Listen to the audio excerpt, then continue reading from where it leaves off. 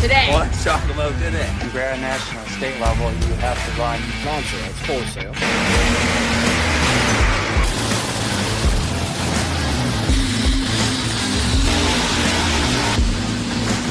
Is like 9,000.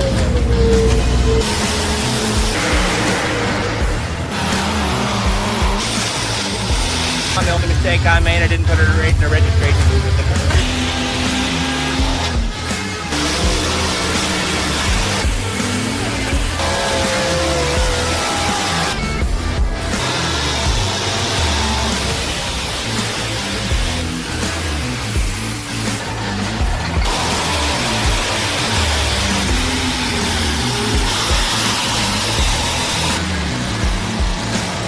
Just this ever-evolving story.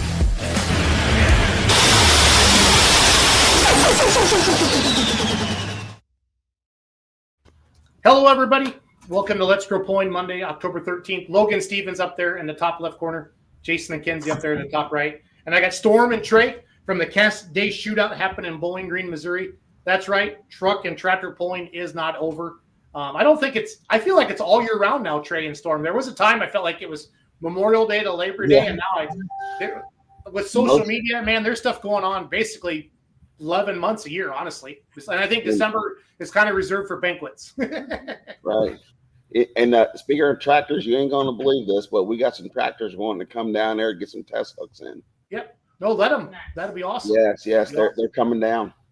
Cool. Storm, can you kind of introduce yourself and kind of give us you guys are the promoters of the Cash Days Shootout here in Bowling Green, Missouri. Tell us a little bit about yourself, Storm, and why you love truck and tractor pulling.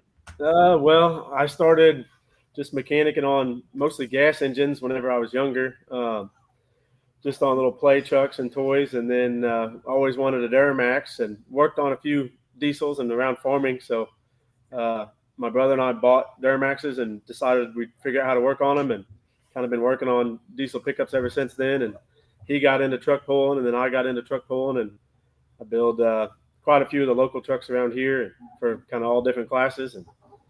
And we've been wanting to do something kind of bigger here towards the end of the year, bring everybody from multiple states. I travel a little bit, made a lot of good friends out of state, and we wanted to bring everybody together, kind of have a pull where people are going to see people they never see before and throw a little money out there and see what we can get. Now, do you pull yourself then? I do. I actually have two trucks. One of them I haven't put back together, and then my other one I don't really drive. My fiance drives it, and she does very well, and has she's the points champ this year in our 2.5 work stock class. So, okay, what association do you run with normally, Storm? Eastern Missouri Truck Pullers. Okay, cool, awesome. Trey, tell us a little bit about yourself and your pulling vehicles, etc. As far as everybody knows, we are the all-night pulling team, and everybody kind of knows what that stands for. We're up all night working on trucks and all night pulling them. Yep. Basically, I went to a pull one time and I loved it, and it kind of hung with me. And I met a lot of people. What truck were you in? Oh, the Ford then. A blue mud truck. Yeah, that was wee. Actually, I still got the thing in my first truck. But yeah, that was a rough one there. Yeah, but generally I pull for the love of pulling. I mean, yeah, the money's great, but sometimes it's just about the love of it. Yeah, no, it is. It's kind of a sickness, and that's why my tractor is called the Remedy, Trey. Yes. And if anybody knows that, people ask me why I named it the Remedy. It's because my wife says tractor pulling is a disease, and it is. It absolutely is. So it's a lot of fun. Again, if you're just joining us, we're starting earlier tonight. We got a big show tonight. We got Trey and Storm on from the Cash Day Shootouts in Bowling Green, Missouri, this Saturday, the 18th, starting at 5 p.m. We're really going to dive into the event here in just a second. At 7:30, we got Chad Mayhill coming on. At 8 o'clock, we got Bert Forbes coming on. He's talking about the North Carolina State Fair this weekend. And then at 8:30, Ron Stone's going to come on to talk about Lufkin, Texas. So a lot of pulling still going on, Trey and Storm. And excited to help you guys promote your event down there in Bowling Green, Missouri. So is this the first year? Is this the second year? Tell us about the history of this event. This will be the first year at Bowling Green. Okay. First year at Bowling Green, and we have so many trucks all over the country coming down in here. Okay. So is this at the fairgrounds? Yes. Now I feel like Bowling Green. Do they have a PPL pool or a silver? What are they? Do they? I feel like I've heard Bowling Green, Missouri before. Yep. Excalibur PPL. Every year on Thursday nights. It'd be the end of July. They pull. We usually pull pickups for the local guys on Wednesdays, and then Thursdays is the Excalibur pulling. Do they get a nice crowd there, Storm? Yes. This year, unfortunately, they had a rain out some of the way in, so a lot of people had to leave, and the show ended early. They got a few classes in, and then they were rained out. So. I feel like it rained a lot in June and July this year, and in August it got super dry. Yeah. Because we travel all over the country with Full Pull Live and shooting, and we had a lot of rainouts with the Outlaws and different events. NTPA, we went all the way to Fort Recovery, Ohio, guys, and lost both nights, but yeah, it's definitely. And then said August it got dry, and it's still been pretty dry in September. So I don't know if you guys are seeing the same thing in Missouri.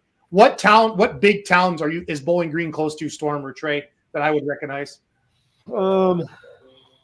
I would say from here, maybe Hannibal, but I would say Troy.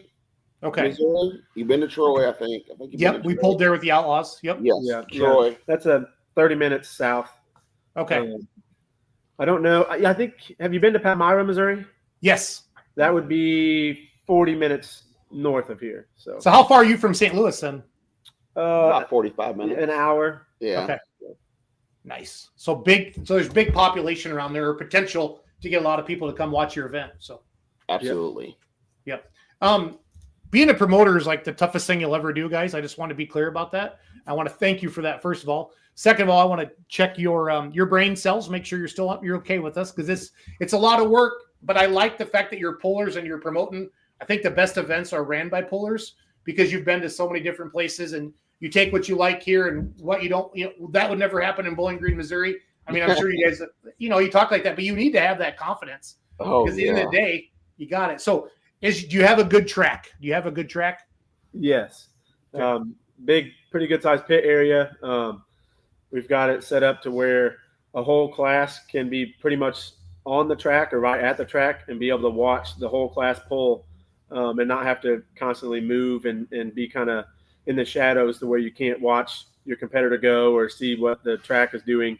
So for a puller's standpoint, it should be pretty good on being able to watch it and watch your competition. And the track, it's plenty wide, plenty long, and we're only running one sled. So if we'll find the best part of the track and put it there. So there'll be plenty of room to move around.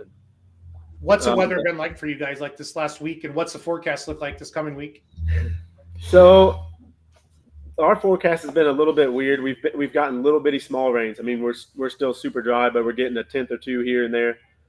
There actually is a chance of rain for Friday and Saturday, but we have a motor grader ready so we can peel off the top of the dirt if we need to, if it gets too muddy. And we're also looking into getting some tarps and cover the whole thing. The pit area is all grass that I just brush hogged over the weekend, so it's plenty solid down there, and we have skid steers, tractors, everything all around to help make it all work. So awesome.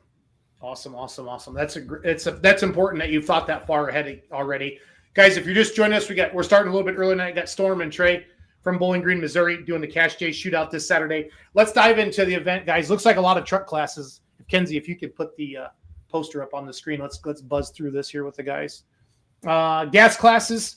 So we got Pro Street first. What's that mean? Pro Street for dice. Oh, Pro Stock. Pro Stock.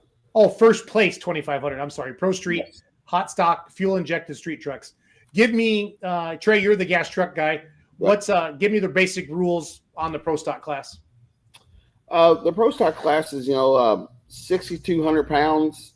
I think that's what we got it right, Storm. Yeah. 6,200. I mean, the rules are kind of, a little bit open. A little bit open for everybody. And this scope we could combine for everybody with all the other states. So single carb, but open cubic inch. Yep.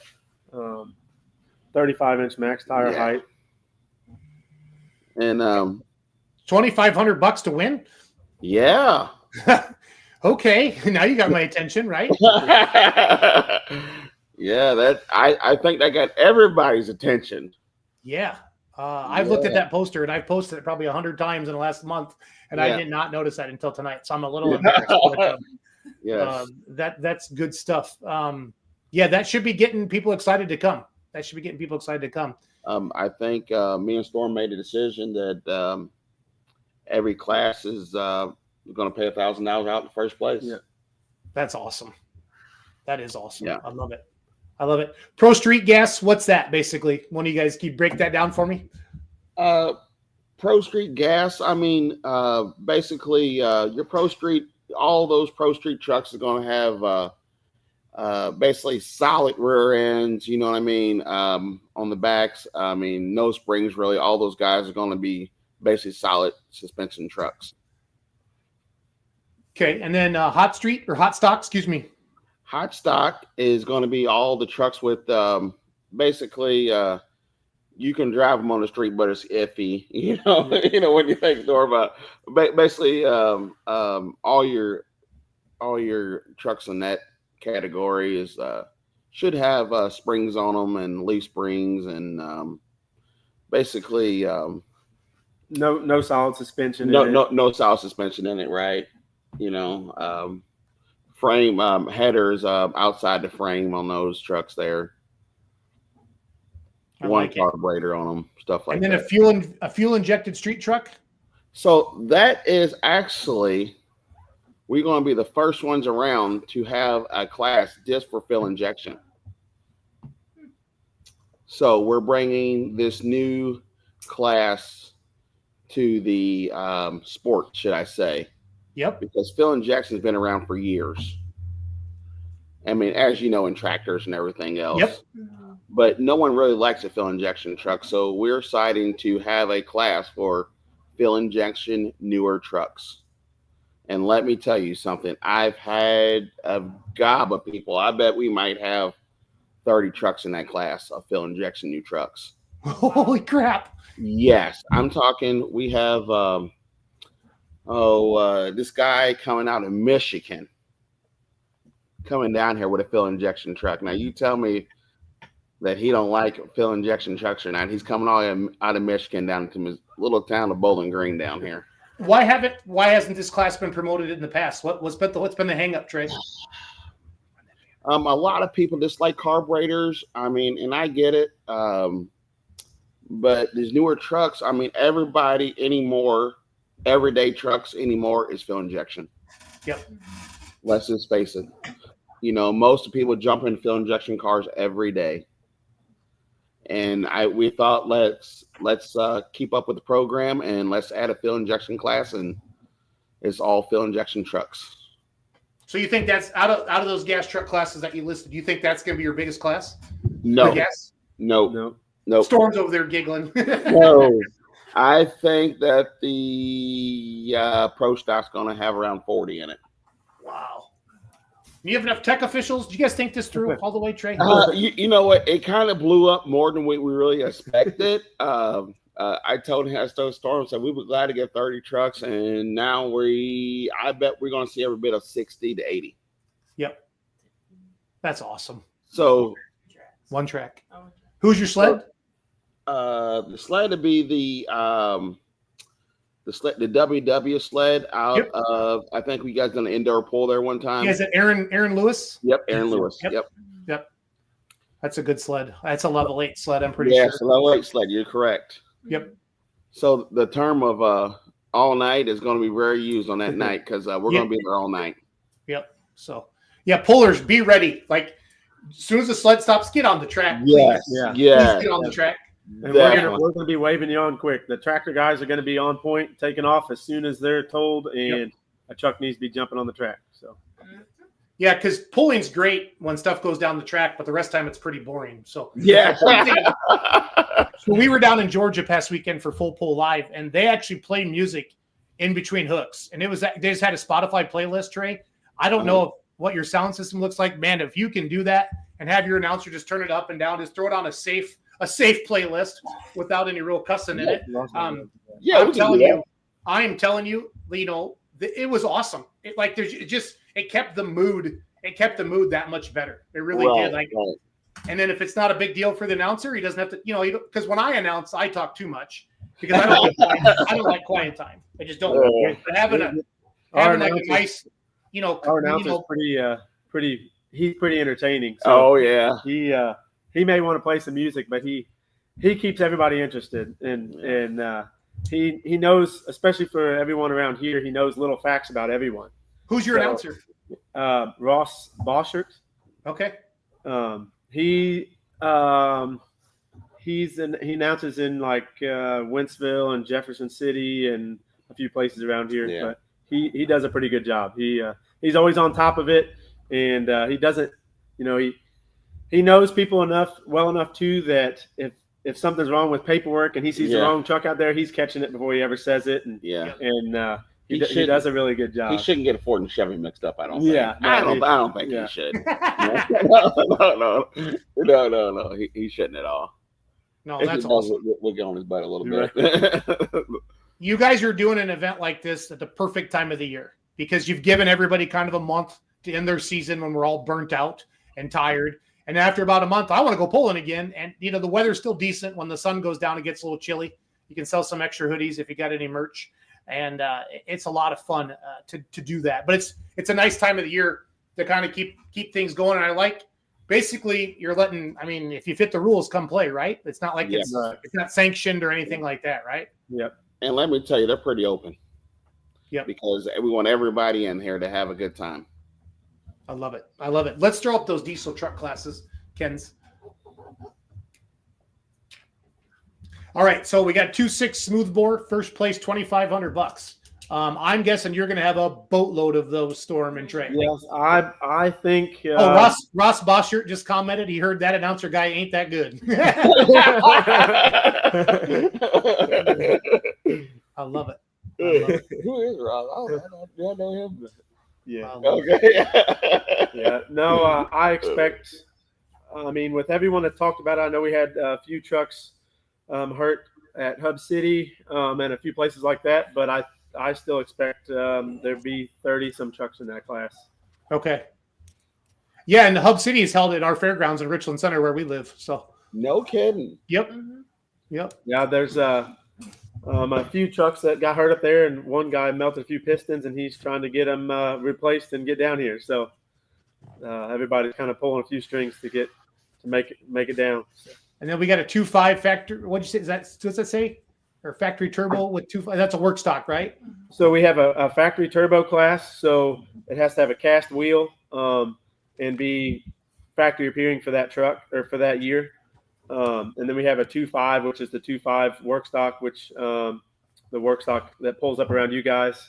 Yep. Which I was just up there about a month ago pulling. I went to Jump River and Jim Falls. We went and watched there. I went to a little backyard pull right about 20 minutes from Jump River, and we pulled against like Nate Woolman, Adam Woolman, those guys. Okay. And I know Nate's the points champion up there for that. So nice. And then King of the Street, what's that? So that is basically any turbo that is on still a leaf spring, so non-solid chassis. It has to flow coolant, but any turbo configuration that you want. Okay. So triples, compounds, big singles, whatever you want on them. Whoa. Yeah. Whoa, this is going to be fun. Yeah. This is going to be fun. And we started early tonight, Randy. We got Randy on now. Normally we start at 7:30 Central, 8:30 Eastern, but we got a lot of people coming on the night, and Trey didn't get back to me as fast as he was supposed to reserve his time. I'm known to be late. That's okay. All night, man. Oh my, Trey. Don't you ever? I use every minute of every day, and Randy's on Randy's time. That's what Randy says. That's right. That's right. So Randy's from the great state of Ohio. Randy Fishbaugh. He owns a mini rod sled. Is on the OSTPA board out there, and he comes on our podcast. One of our co-hosts, Logan Stevens, a mini rod puller out in Kansas. Yeah. So we're having a lot of fun. We're having a lot of fun. You had some trucks coming out of Ohio. Yeah. Yeah. Who is it, you know? I can't remember who exactly. I don't remember who I know there's one or two that said they were coming, and then I was trying to get Caden Saunders to come, but he said he's going out of town for work. So him and a few other guys, they don't know if they're going to make it, but we're still tugging on him a little bit. So Yeah, keep working on him. He actually lives in our little hometown where our pizza shop is. No shit. Yeah, we know him. Yep. For sure. The pulling world, when you travel a lot, Trey, and Storm, it truly is a small world when you start traveling around a little bit. Randy can't leave the state of Ohio. It's some stuff we can't talk about on the air. Legally, we sneak him out. We sneak him out late at night. We keep yeah, it's all good. The real interview start then. When did you guys decide to do this? Oh shoot, last year. Yeah, we talked about it, and then we kind of threw it around a little bit, and then I don't know, about 3 months ago or so, we're like, hey, we got to do this. We got to find a date. We got to pull the trigger, Storm. Pull the trigger. Yeah. Adam Taylor says Gary Chambers ? I don't know what that means. Maybe they're trying to guess somebody's name. Ohio? Yeah, probably so, from Ohio. Yeah, I don't know. We'll see. There's about a 15-second delay, so. Yeah. Randy rumors are exaggerated. Yes, they are, Chris, but that's what makes it fun. I wouldn't let Randy get too far off his leash. Then things start to happen. But yeah. Do you guys have any sponsors besides the Trey and Stormy Foundation that are helping put this on? Oh yeah. Unfortunately, to gather all that money up, we had to throw in a couple more people. Who's helping you out? Well, our biggest one would be Ryan Craig and Sons Concrete.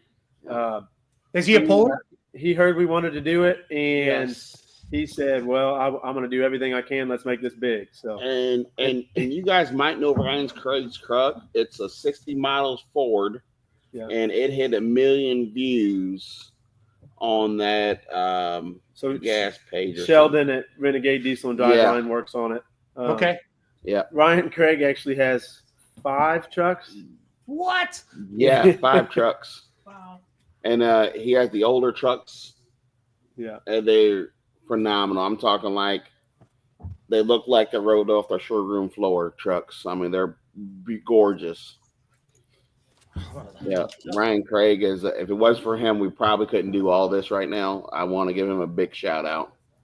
Well, that's what it takes. And thank you, Ryan. And that's what it takes, is somebody to really step up and get behind this. And because sometimes obviously Ryan probably doesn't have the time, and I know you guys don't have the time either, but you're making it work. Right.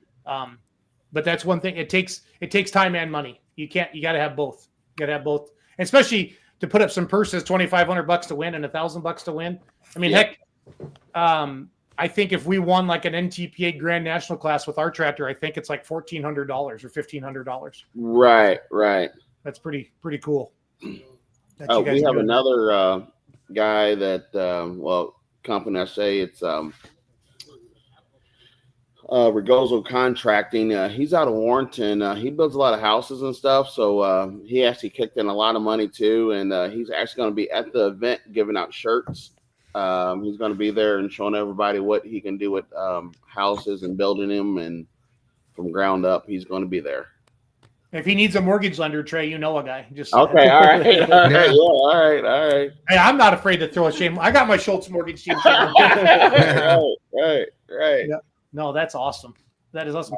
Are you guys from Bowling Green? Is this your hometown?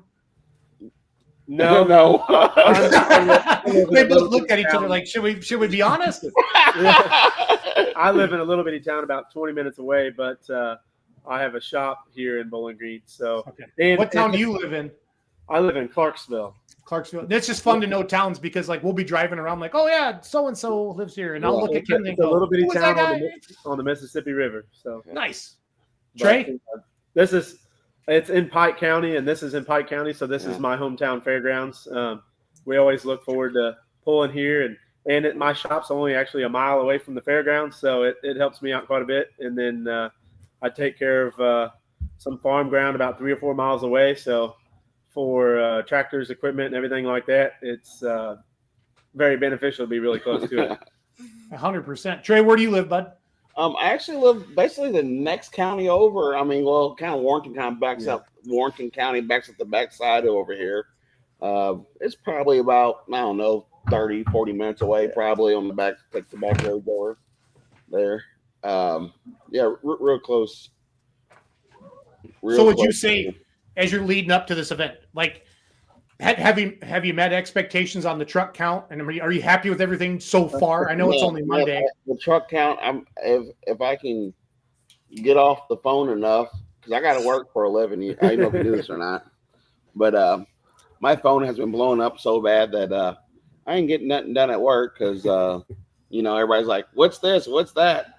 Yep. And I've been telling everybody to bring them on in here, because it is a Cash Day shootout, so everybody's got to be thankful that we're pulling and that we're going to get to pull, because some stuff they might not like on somebody's trucks. You know where that goes. And aftermarket this and blah, blah, yeah. Oh yeah, no. Why did you let them in the class? And gas trucks, man. I mean, there's certain classes you'll get I used to promote gas trucks in Richland Center, and oh boy, yeah. This header, that header, this manifold, and yeah. I remember, and I would just say, guys, I'm a tractor puller. I just want to go have fun. Yeah, and shut up, run it. The trucks, the people know the trucks, so like that's my buddies. You shouldn't let him in that class. Right. Josh Gibson says you just forgot about Lincoln County, Trey. Well, that actually butts up to the east of Pipe County over here. Okay. So yeah. Is the fairgrounds? Is it run by a fair board or an independent fair association? Have they been good to work with? Yeah, it's run by a fair board, and they brought it up in one of their meetings and said that they would do it as long as I took care of everything. So I actually got someone that wanted to do all the food and drinks. So, and I was going to bring in multiple people, and they said, we'll take care of all of it if you let us. So I said, hey, that's easier for me. And then I've spent the last couple of days, I had to move a whole bunch of blocks for the retaining wall, and I brush hogged and mowed and weed eated and took care of everything. The only thing we have left to do now is put up the PA system, and we're going to do that Friday night so that it's ready. And I think other than that, it's ready to go unless we were to get a bunch of rain, but then we will take care of that on Saturday. Do you feel good about the crowd, Trey? Do you feel like the crowds that come out and watch? Here's the thing about it. It's going to be cooler weather, so I don't know if somebody wants to put hoodies on or not. I mean, but if the weather checks out right, I think we're gonna have a good turnout. Good. What would you be if Stormy? How many people through the gate would make you happy this first year? 1,000, 2,000? I mean, where do you need to be? If 1,000 people came, I would be super happy about it. But with as many trucks and pullers as we have coming, I think they might make half of that. So yeah, I mean, it'd be nice. There's they call it the Color Fest in Louisiana, which is just a neighboring town, a little fall festival thing. So that could either help or hurt. It may keep people there, but that's more of a morning, early afternoon thing. So okay. We're kind of pushing for everybody. If you want to, go do that, and then in the evening you want to come do something, come out and check out some pulling from people all over. Good deal. Well, guys, we're going to wrap this up. Thanks for coming on tonight. Trey, did we get everything that you wanted to talk about? You want to check your notes? I mean, I think for the most part, like I said, those guys who's out there, I mean, we got some good trucks here in Missouri, so they're going to have to bring it. I mean, we got Creason Racing Engines right down the road here, and he's built some good motors over here. So, I mean, they're going to have to bring it. They're going to tell the motor builder, get on top of it. Nice. Nice. Stormy, you got anything to sign off on? No, I think that's it. I just want, like I said, everyone come from everywhere. Everyone enjoy it and have a good time. We told everybody if there's any disputes or anything, bring it up to us. But we hope that everyone just laughs and giggles, and most of the guys that are bringing the good running stuff know everyone else that has something pretty good running. So everyone, I mean, may have an idea what's going to happen, but our track's a little bit tighter down here too, so it may throw a wrench in things. You have stuff to pick stuff off the track, Trey? And we'll have skid loaders and all. We have more equipment than anybody ever wanted. Yeah. Well, guys, for a first-year event, it sounds like it's got a lot of momentum. Thanks for working with us, Trey. We hope we got the word out for you, buddy. So yeah, if people don't make it this year, next year we're going to have more money and probably more trucks. And we're going to live stream it next year because I'm going to know the date. We may try to get 2 sleds and we can bring some tractors in. So. Yes. Let's do it. Yeah, and if anybody wants to make a test hit on something, I'm sure they'll let you show up. Oh, yeah. Bring it on. It may be late or early in the morning. Yeah. Yes. Our record is 3:30 in the morning at Diesels and Dark Corners a couple years ago, guys. I pulled one time at 5:30 in the morning. No way. Okay, I got to know this. Where was this at? Bowling Green, right? Silent. Oh, yeah. There was a little bitty pool in a little bitty town, and it was so crowded and so many people there. Stuart. And the sun was coming up, and I was loading my truck on the trailer. That's nuts. I've done that drinking, but never pulling, so that's wild. Well, I think one time in Bowling Green, we pulled at 2 o'clock or something. Yeah, 2 o'clock in the morning. I think I'm going home when summer's coming up. Dalen Bell's asking about 3.0 trucks. No, right? 2.6 was your biggest? No. Next year we're if we get the 2 sleds, we're going to have 3.0. We're probably going to have even bigger than that. We'd like to get those guys running 3.6 Chargers or even bigger. We've got a guy local here, Keith Witt. Yes, American Pride, Crosswire. We would love to have him here, and Tony Burkhardt and the guys at Dirty Hooker Diesel. We'd love to have all those guys here. So if we can get 2 sleds, we're going to try to bring everybody. That's awesome. I love it. You guys keep up the positive energy and just don't let anybody shoot anybody this weekend, okay? Okay. So, good deal. All right. All right, we're going to let you guys go. Thank you guys so much. Thanks, Trey. Thanks, Stormy. And I might see you at Zanewood. All right, we'll see you. Zellwood, yeah. Zellwood. I knew what you meant, Trey. That's at Missouri. Yeah. See you, bud. See you. All right, thanks. Thank you. Bye. Good luck. Trey and Stormy are putting on a truck pull in Bowling Green, Missouri this week. Here's our regular start time. Hi, Randy Fishbaugh. Hey, how are you? How was everybody's week? Everybody have a great week? Yeah, we got Chad Mayhill and I think Kyler back in makeup. Chad needs a little more makeup. We're going to let him back there for another minute. Got a great show planned for you tonight. We started a little bit earlier tonight. Bowling Green, Missouri. It's an event that they reached out to us to help us promote. Trey and Stormy. I'm pumped for them. I met Trey a couple years ago down in Zellwood, and then we saw him somewhere else. No, I met him in Lebanon. it's that indoor pool where the fumes almost killed you guys. Trey knows. I can see him laughing in the background. So well, anyway, I don't know. It's a great to be back on a Monday night. Last Monday, Kenzie and I were in Lancaster, Ohio. Ohio. Doing How did that go? It was a neat poll. Marvin brought us coffee. Yeah, Marvin brought us coffee, so we appreciated that. Awesome. Beautiful area. There's a big cliff. Chris Kilbarger watches all of our podcasts. There's a big cliff or a big rock that people sit up on way up in the air. Randy, I wish Chandler would have been with us because we would have sent the drone up there and got video of them. But absolutely. Nice, beautiful fair. They ran classic super stocks. 2-wheelers. Mayhill was there. Yeah. Mods and I'm missing the Light Pros. And Light Pros. Light Pros, yeah. And that was the last region hook of the year. So it was good. Happy to do that. Logan, how was your week, buddy? It was a good week. Got out of school early, fall break kind of deal. So spent a lot of time there in the shop, more time than I knew what to do with. But no, I never heard of this fall break thing. Like parent until we went to Tennessee last week or a year ago, and they had fall break. And then last weekend we were down in Aonia, Georgia, with the Southern Pullers, and they had a fall break. I'm like, what's this fall break thing?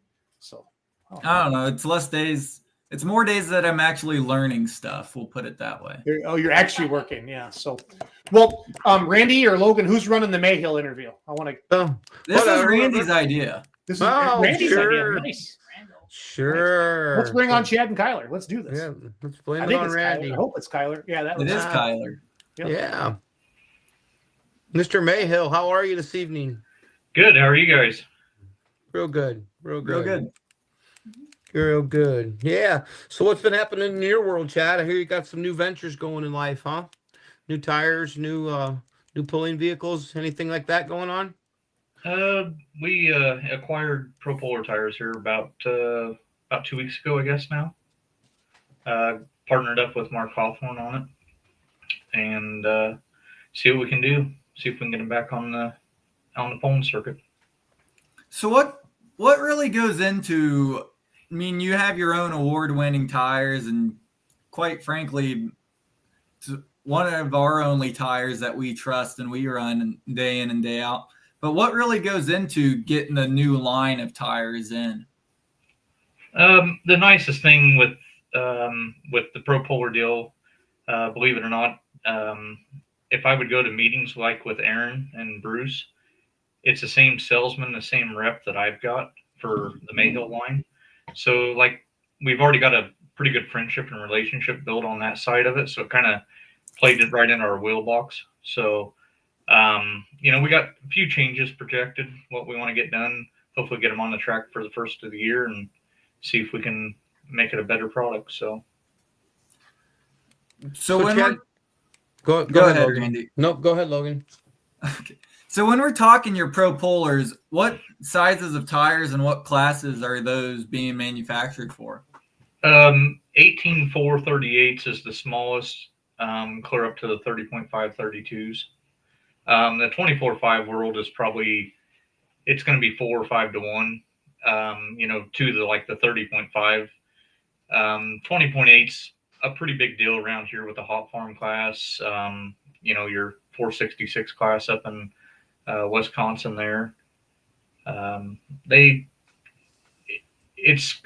tire has kind of taken over, the 20.8 world actually. So now I believe, if my notes are right, you cover every single tire size from a 31 or a 34 all the way up to your big 30.5 tires, correct? Yeah, we've actually got a 2612 with 12, okay.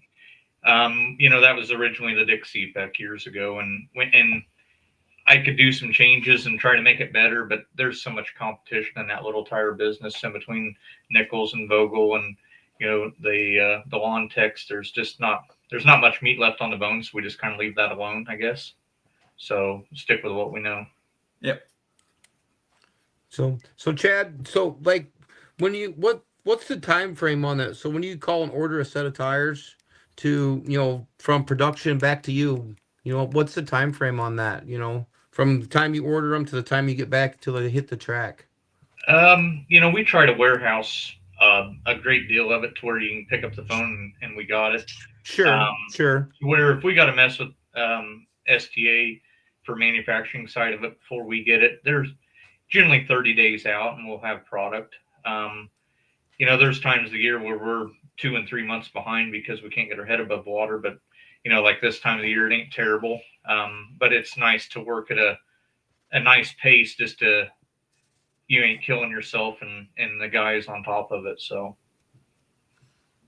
Right. So are the new tires, are they coming as slicks, or are they going to have a groove in them with the predetermined degree of angle on them? Because that's becoming a pretty big deal, isn't it? Number like bar counts and angle of bars. Yeah, like on the 24.5s, we either have a 48 lug or a 52 lug. A bar angle change is not that big of a deal. Just set up and it's we can do that almost quicker than we can rebar a set of tires, I guess, to save for like a me toss. So right. But then the last 4 or 5 years, that's really become a pretty big deal. You had to keep up on all that kind of stuff, haven't you, Chad? For the angle and maybe the lug count, and that's changed quite a bit the last few years, hasn't it? Yeah, it's amazing. We went from 48 lugs to 60 plus here the last couple of years. That's and a lot of it depends on what's got for wheel speed. I was really impressed with Dean Hollick. He put a pair of Simon's old Pro Stock tires on his 4.1 and went to Nashville. And the first day kind of had a bad deal with a chain twisted on the second drawbar, and didn't go very far or do anything. And he was pretty upset. And the next day he goes out and wins by 10 feet. And it kind of surprised me because I didn't know if that'd even work in the 4.1 class. But Dean seemed to make it work really well.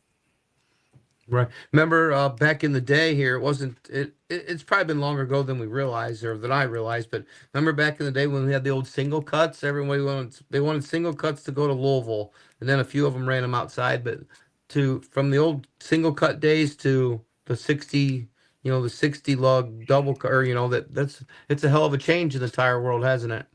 Yeah, it seems like we just keep adding more lugs and less bar height, and it goes farther. So Yep, sure does. Absolutely. For sure. So you got any you gonna let your sidekick there do a little more driving this summer?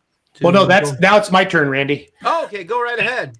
So Kyler got to drive his first Yes. legal pull. I like to say it. And he got to drive at Georgetown, Ohio in the past. Not that Larry Rich trying to let anybody pull, but he'll let anybody pull. And he'll let anyone pull. So I got to see. We were in Centerville. Yeah. So I interviewed Kyler on full pull. He did really good, and I made him make a bet with his dad that whoever lost had to do 10 push-ups. So we got Kyler's winning run in Centerville, and he won an NTPA region hook. So it wasn't like he was out there just beating out a bunch of pro street guys. He actually pulled against other super modified dual drive truck pullers, got the win, and then we have Chad doing 10 push-ups, and they weren't that bad. His butt was up a little bit, but I don't know if I could knock out 10 push-ups right now either. So, Kyler, what was it like driving? I mean, you've grown up around this sport, but what's it like getting a win the first time out? It's a different experience. It's a big learning moment. Yeah. What's the best thing your dad's ever taught you? Say that again. What's the best thing your dad's ever taught you? Like one thing you remember that, like you'll be 35 in 20 years or in 19, and you'll be like, man, dad always said this. Like, what are some life lessons because your dad works hard. What's some things he's taught you? Stay away from Jeff Hurt. That's what he told him. Okay. After that, what else? Mainly not to be stupid. Not to be stupid. Good life advice.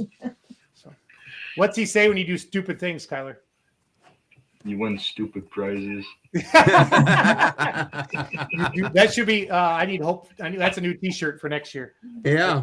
You do stupid things, you win stupid prizes. That's like Randy doing Randy things. I like That's that. right. That's right. Kyler, did you feel good about your setup heading into Centerville on was it Saturday night that they showed up? Yeah. Did you feel good about the setup and the track? Did you think you had a chance to win? I didn't think I had a chance to win behind P5. It's a pretty good running truck, but it's had a problem for the last couple of runs. I was pretty confident in my setup. Good deal. Thanks to my dad, but let's watch this video if that's cool, okay?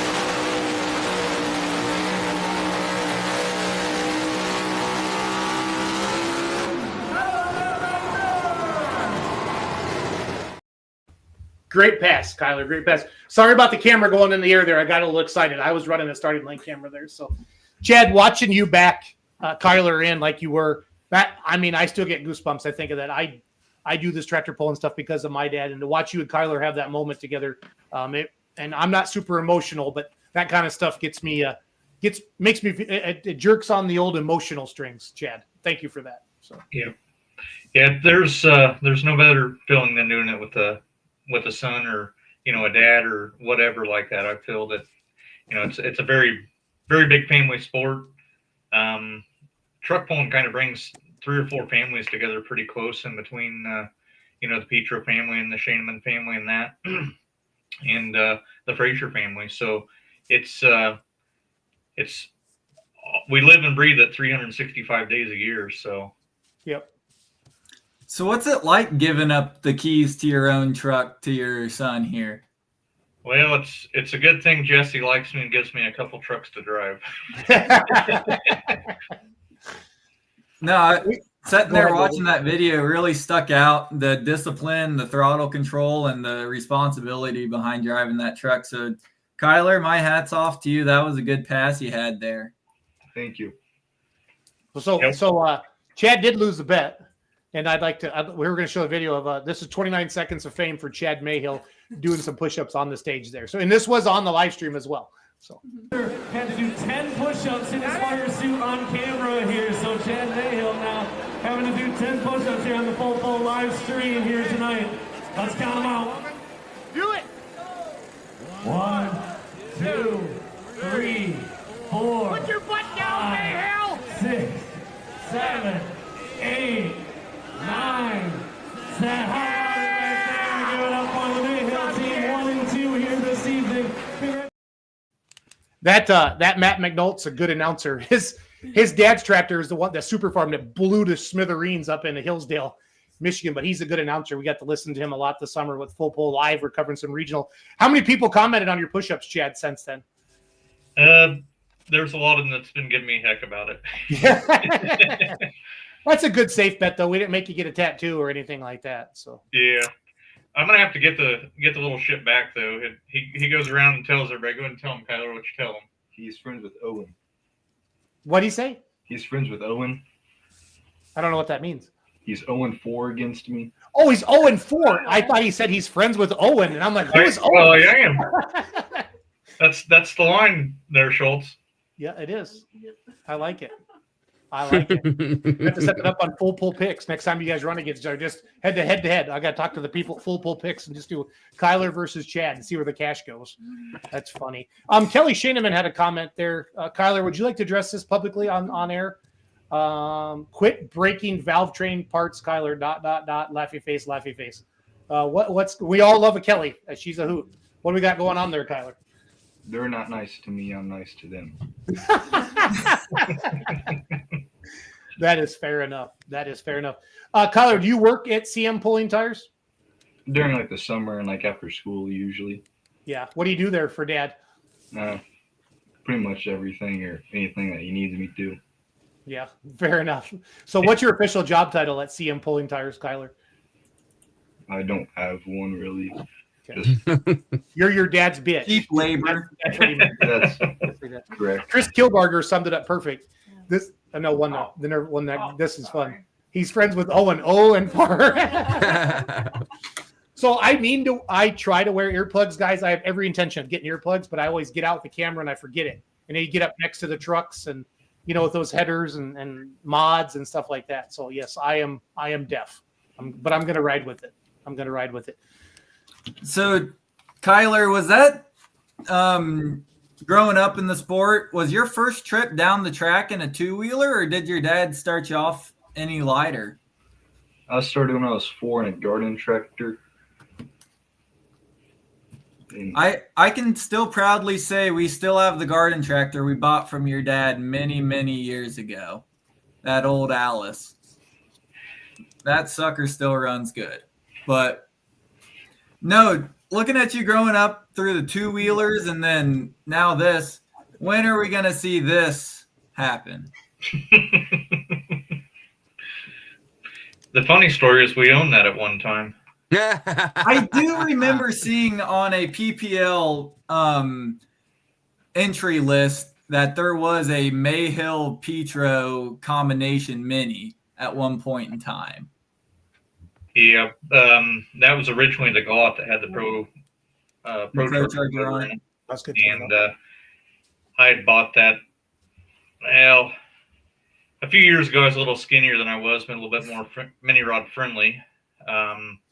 And Jeff Hurt had known that I purchased it and was on me for months. And he's like, I want to take the thing to Hillsboro this like middle of July. And I said, it ain't for sale, Jeff. And he's like, oh, no, I want it.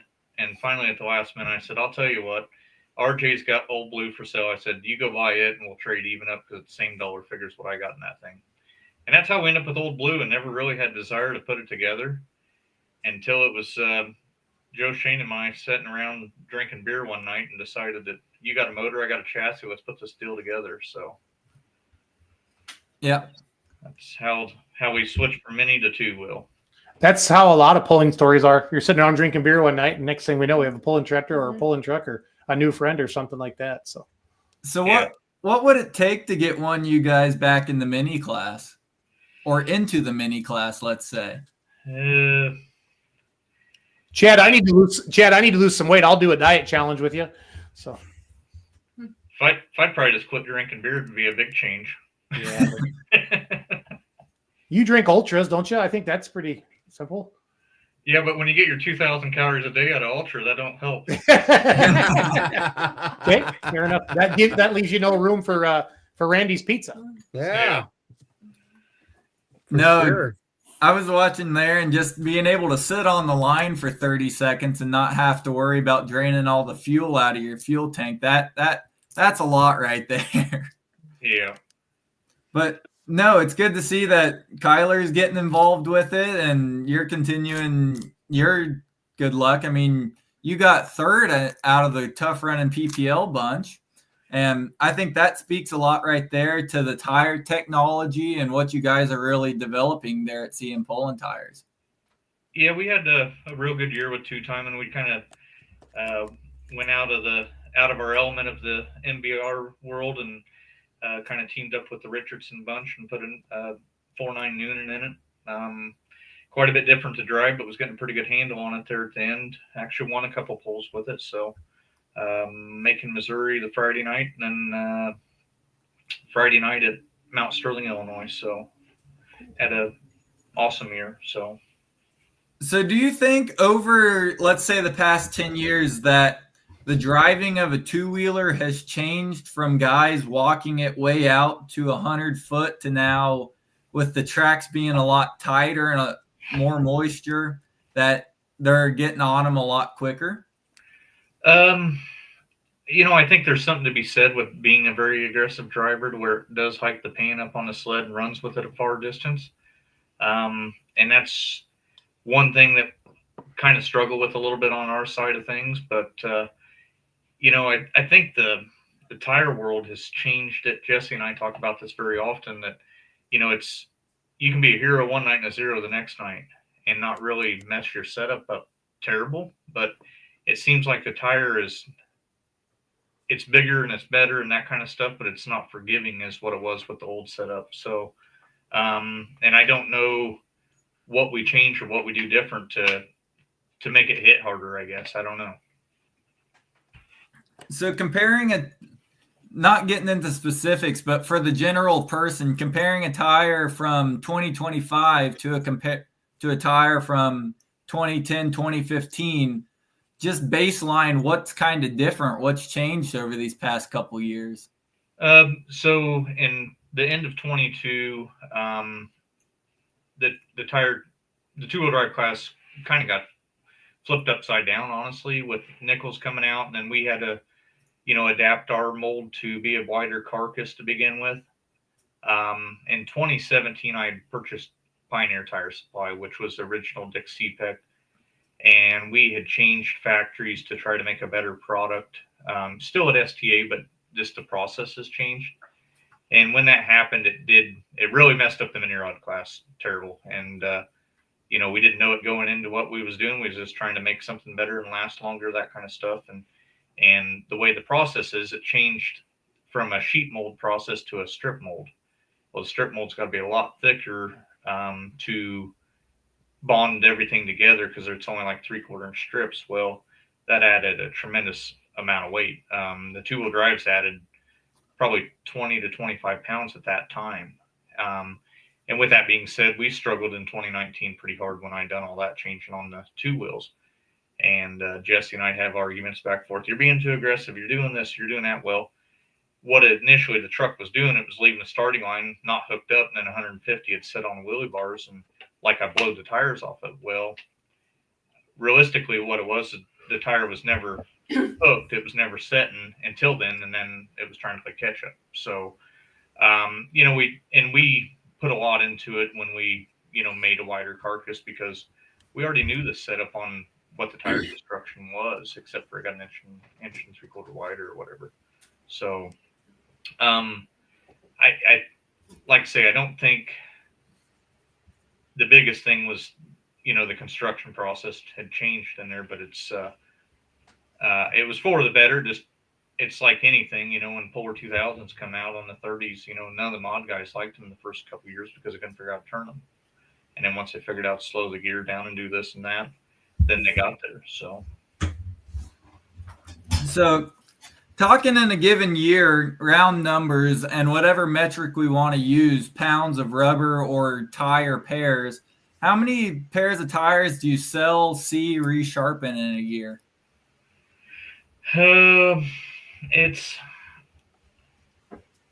honestly have never sat down and really figured it up. At our business, we do roughly 15 pairs of big tires a week, depending if it's resharpens or, new. Of course, if it's new, we don't get that many done, but we sell probably 250 automobile or semi tires a month also. So I've never sat down and just calculated everything up to know where it's at, I guess, to speak of. That's a lot of rubber, though, no matter how you look at it. So Absolutely. Yeah, we called the warehouse the rubber house. There's probably close to 1,000 tires in there, I'd say. Wow. That's a lot. I feel like Chad Tires the last 4 or 5 years I feel like everybody has, if you have the cash, you have access to the best parts now, and I feel like tires really are the game changer, if that's the right word I'm looking for. I think the game changer is going to be one of our next guests from North Carolina for the state fair this weekend. But I feel like, did you see it, Chad? Like when I ran my limited pro, man, somebody tried a new set of tires, they'd win a couple pulls and boom, we all had to go get parks, or we all had to get this, or is that similar in the truck classes as well? Yeah, there's a lot of monkey see, monkey do type things. Yep. And that kind of goes back to the pro polar over the parks deal. That the last few years we hadn't sold very many pro polars, so it kind of made Parks's play right into its favor of, fresh sidewalls go a long ways. And years and years ago, I can remember Lance Little tell me when I want a new pair of tires, go to Louisville. And, he didn't have probably 20 runs on what he had, but his feeling was he'd go down there and buy a win. And, new tires would make that official. So, and it's kind of the same case today. I mean, if you're struggling with something, the first biggest part of the vehicle is a pair of tires, except for the sheet metal or the body. So, yep. It's the thing that gets finger pointed at the most too. So that's so true. That is so true. Randy, we got to let Chad and Kyler go. Thanks for coming on today. But Randy, you wrap up. I want the famous Randy questions. You've been too quiet so far tonight. No, I just had a couple things. I just want to ask Chad. I know he's been pulling. He's been around a long time, and he ran the sleds for quite a while. And I just want to tell a little story. When I remember the first time I ever met Chad Mayhill, we were walking side by side, wee hours of the morning in Indianapolis, Indiana. Chad will contest to this. He walks up to me and he says, "When am I going to get that sled at your event?" And I said, "I don't think so, Chad. It's just too much. I can't do it." And wasn't but a month or so later, my sled guy, just something happened. And so I had to call Chad, and we've been good friends ever since. That was probably 20 years ago or so. Don't you think, Chad? Yeah, it was probably early 2000s, somewhere in there, or 2008, I guess, when I got in the sled. So it's probably that year, next year after that. So what we used to go back, what was a campground there, Wackerville or something like that? Yeah. Wackerville? Yeah. Yeah. We'd go to Wackerville and get all sauced up, and then we'd put porta-johns on the back of Christmas trailer. Yeah. Yeah. That sounds like a good time. I think Jeff Hurt was driving the payloader that night, if I was mistaken. I believe you are correct. Yeah, we were all giving hand signals there. That was something there. We'd really hit the back of the trailer. Smitty'd been there in a hurry. Yeah. Smitty had a whole different outlook on life the next morning when he seen that porta-john up there. He realized he was in a pretty shitty environment. Yeah. Yeah, that's we had a lot of fun up there at that fairgrounds for sure. A lot of years Chad was there with the sled with me. So that's the only that's one of them stories that I can tell that we can all laugh about, that we can tell out loud, Schultz. So where are we gonna see you around next? Are you planning on sending your stuff into the farm show? Where are we gonna see you next? Yeah, we sent in a couple entries, two-timing and blue. Myself and two-timing and Joe Shaneman and blue. Kyler next year, hopefully can get up there in the points or whatever, have a shot to go. I just figured we'd keep Joe in it for this year since Kyler only got a few outings with it. So, Yep. Yeah. Well, I'll probably end up seeing you guys down there at the PPL banquet one way or another. We'll have to all make a big dinner or something. But we'll be there on Friday night, probably going to Joe's Crab Shack as normal. Oh, that's what it sounds like. We missed out on that last year, but no. So anyone wanting to get a hold of you for tires, where do they go? And kind of round this out there, Chad. You can check us out on Facebook, or my cell phone number is 574-297-1284. All righty. Awesome. There you go. Well, that's all thanks I've for got. everything. Kyler, congrats on your win, and I hope many more. And 0-4, Owen. I'm gonna call Owen. That's his new name. Yeah. Kyler, your new name is Owen. Or no, Chad should just be 0-4. Yeah, we're gonna work on that. I got an idea. So. Hey, sounds Tyler, good. bring Thanks. your fire suit sometime, and we'll stick you in a mini if your dad doesn't want to let you do that. Well, he might be on the PPL circuit with us here next summer. I can't give him up to go run region. I need a crew guy, so we might just have to put him in a truck on PPL with me. So perfect. Might just have to. Well, Chad, Kyler, thank you very much for coming on. Yes, thanks for having us. It was a good Thanks, time. guys. Yep. See you guys. Yep, Awesome. thanks, Chad. Have a great evening. You too. All right. There's old Blue. Yeah. Got to see Kyler win. I love that father-son stuff there. Yeah, that's a lot of fun for sure. Well, they disappeared, and I don't Yeah. know what. I don't know. Let me check my notes on what we're doing next here. Where'd they disappear to, Logan? Hey! Hey! Normally that's my fault, but that was Kenzie's Yeah, fault. that was I just want to be clear. So Oh, blame Ken's. Kinsey. Sure, blame Kenzie. Sure. it's all good. Sure. So what do we got going next year, Jason? North Carolina State Fair, red dirt clay that takes horsepower. Raleigh, got to go out there. This is my third year, I think. Is it? I went out there a couple years ago. Yeah, so I got to announce with Bert the first year, and we went out and live streamed it. And Bert and I had a Krispy Kreme bacon cheeseburger sandwich. It was like I gave the kid a $50 bill. I said I want the change, and he came back with 2 burgers and I think like $8. I looked at Bert and said, "What in the North Carolina State Fair is happening here?" I forgot how expensive. I know I talked to Randy a couple times throughout this week, gossiping about whatever else is going on through polling organizations and whatever we could get our hands onto. But Randy's like, it all went back to that North Carolina State Fair. Yep. Yeah, So, we had a lot Let's of fun bring on. down We there. let's bring on Bert first, and he's got a couple guests. Bert Forbes, what's up, buddy? What's happening, y'all? Y'all having a good night? Yeah, we Yes, are. sir. We are. So Bert will be live streaming the fair on Full Pull Live for us. He is our East Coast live streamer, and Bert's been a friend of mine now for a couple years. He's been working with us at Full Pull Live. He's got his video board business now, and typical Jason Schultz fashion, I text him 3 hours. He goes, "Hey, you're coming on the podcast tonight." I knew. I knew on Friday because Logan was texting me on Friday. I knew on Friday, but then we got the Aonia, and I pretended to be busy while Mackenzie was doing all the actual work.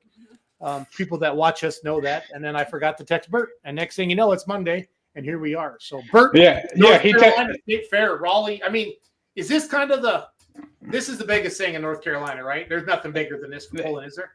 It is. It's the biggest show of the year. This is the 50th anniversary of the North Carolina State Fair. And like he said, there's nothing like the State Fair because it gets, for us here in the South, we deal with 90, 100-degree weather all, summer long. And then we get to the State Fair and it's like somebody just turned the temperature down. Temperature gets perfect. Highs will be like in the 60s. It'll be cool and crisp. You got the State Fair food and you got tractor pulling. So there's nothing better than that. So, and the thing about it is United Pullers finished their season off. We got Region 4 points and also, the UPOC championship. And we're going to be talking to a couple of guys here tonight that in some of their classes, there's only 1 or 2 points. So it all comes down to the last hook. And some of these guys will pull Friday and Saturday, some are Saturday and Sunday. And, it's going to come down to the last hook. So this is where points are going to finish up here. And the other thing is the championship belt. They're doing something different this year. Lumberton Cody did the ring for Lumberton, and now they're doing a championship wrestling belt. If you get the combined total distance, the winning distances for the weekend. So that's something else they've added into this show. And like you said, Schultz, it's just the atmosphere gets crazy and everybody has a good time. So, I've never seen that many people at a state fair in my life. I mean, granted, I'm an Iowa kid, and the Iowa State Fair is huge, but dude, Raleigh, like just going to get something to eat, it's like it's wild. It's 30 minutes, 45 minutes just to go get a slice of pizza. I took the starting line camera out into the crowd at the state fair last year. I'll have Kenzie look for that in Full Pull Live. We'll show that a little bit. Who you got? We got Screwed Up Buck and Makeup, and we got, is it Pickler, I think? Yeah, we got John Pickler and DJ Stevens are joining us here tonight. Is Pickler the always guy that throws corn out on the track? Yep, that's it. He does that for his son. That's why people make fun of the South. You know that, Bert, right? Yeah, we get picked on a little bit. No, there's a story. There's a story behind that at all. So let's bring on the guest, Kenzie, and then let's let Bert take over. So there's John. Okay, there's the Screwed Up Buck guys. And there's John. There's DJ and Ed Stevens and John Pickler hanging out with us here tonight. And, the biggest thing I want to start off, and Kenzie, if you can bring it up, let's just do the intro commercial for the state fair, if you don't mind, because that kind of explains how crazy and exciting that show is. Celebrating 50 years at the North Carolina State Fair, the National Tractor Pullers Association and the United Pullers of the Carolinas present the Southern Showdown. October 17th through the 19th. All of your favorite classes will be there. Light Pros, Pro Street Diesels, Mini Modifieds, and much more. Competitors from all over will come to Raleigh to win the Southern Showdown Championship belt. Watch it live on Full Pull Live. We will see you at the fair.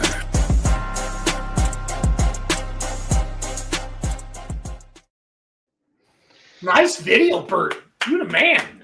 You the man, Bert. I like it.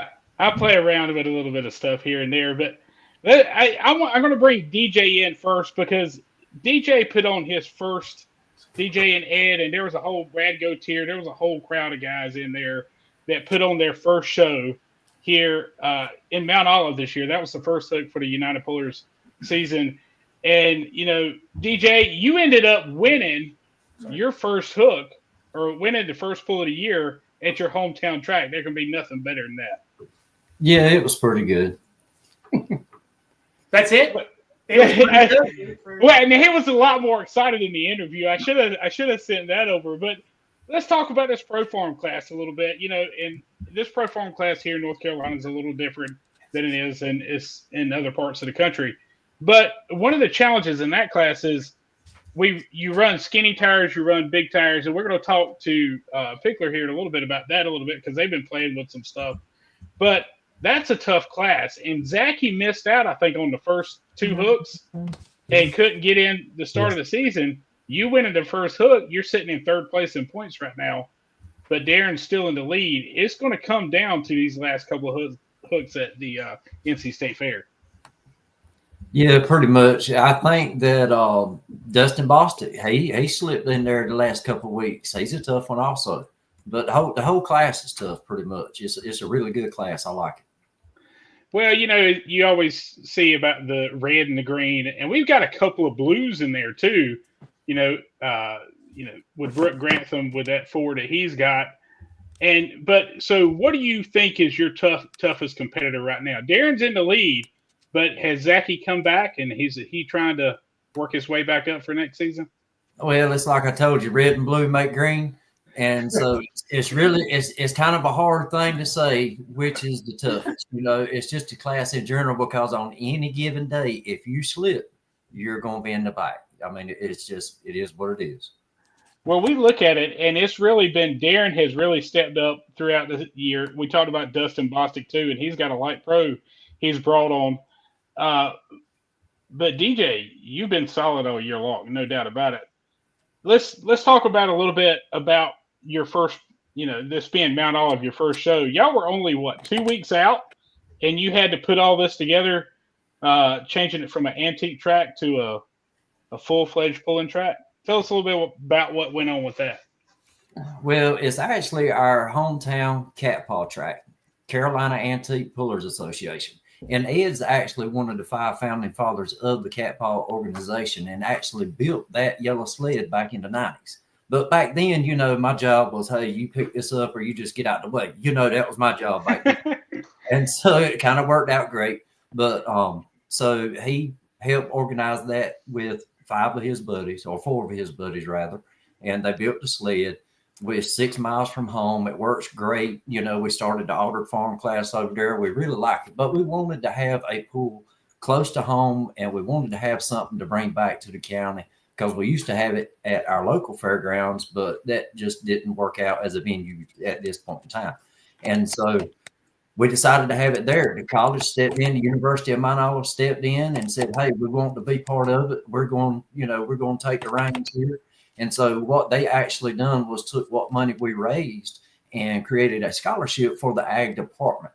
And so next year they're going to take, or actually this year, the 2026 year, they will take what we raised, put toward a scholarship. We're going to have another pool is what we're saying in 26 that will go toward the 27 scholarship. So it's actually a great deal, but we had to convert it from an antique track to an NTPA track in 2 weeks. And so that was a little bit fun, you know, to get ready for that and get the tractors ready and, you know, all that kind of good stuff. You know, you know how tractor pulling is. You get everything ready the night before. And so that's kind of what we tried to do because we don't know how to do it any other way. But pullers don't do that at all, do they? They don't wait till the last second to fix anything. No. But yeah, we got a little state fair there. That's a little replay. That's NC State Fair. Oh yeah, that was a header pipes that broke off. We've had a lot of carnage this year, but that was last year going down the track. I think she's trying to find where he went to the fair. We're just letting it play. We're just going to show this in the background so people see how great the fair is. You guys keep chatting. Yeah. So yeah, I mean, you look at the fair, and that's always kind of the last hoorah for the United Pullers. And it's a big facility. It's, you know, plenty of room. The Pullers, it's a little bit of a challenge to get up there, but the track's always a power track, and we're looking at some light forward drives running here, and huge crowd always, no doubt about it, at the NC State Fair. So, DJ, what are you looking forward to here at the NC State Fair this year?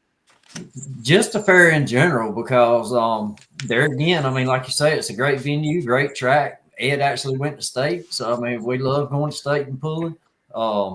It's just, it is what it is. It's a great place. I mean, and like you say, the crowds. If you've never been to Eastern North Carolina, come on down, check it out. You will not forget it. I promise. Yeah, I mean, the crowds there, I mean, there's been on Saturday nights. I know the last year, in fact, me and Schultz announced together, I bet you there was 5,000-6,000 people just sitting in the stands, and they hung out till the very end. So definitely the fair is one of those venues. So, and you're sitting in points, you're sitting in third right now. Do you think there's a chance you can get up in second? Hold on. I can actually tell you how far you're out. You're 6 points out right now. I told Ed the other night, I said, when we go to the state fair, I said, we're going to run it. And so it is what it is. It's going to be what it's going to be, but we're going to shoot for it. But hey, Bert, I did tell him last weekend to be real easy on it at Statesville, so it would last till the state fair. Yeah, everybody wants to make that last hook at the NC State Fair. And we have a blast up there, and I'm excited this year to be doing the live stream. And we got some people that hopefully we might even get a few special guests show up for us this year, also working on that too. But and let's bring Pickler in on this a little bit too. Pickler, if Mackenzie doesn't mind, can you bring up that video I had? Oh, that's me running my mouth again. Can you bring up that video from Lumberton? That was actually a live in Lumberton. It would talk about a little bit. You ended up second place right behind Jimmy Johnson. Had a fantastic run, and I mean it was just. But you ended up burning the piston, I believe, or had a little bit of engine damage. Do you have that back ready for the NC State Fair? We are in the process of putting it back together tomorrow. We got all the parts. and it's just like wait. DJ said, "Well, wait to the last minute," but we still got 2 days, and Jimmy Johnson does our motors, so he says we'll be at the state fair. So we're making plans to have both vehicles there. Yes, sir. Bert, do you want that video now? Yeah, if you can pull that up, and we'll. And we have.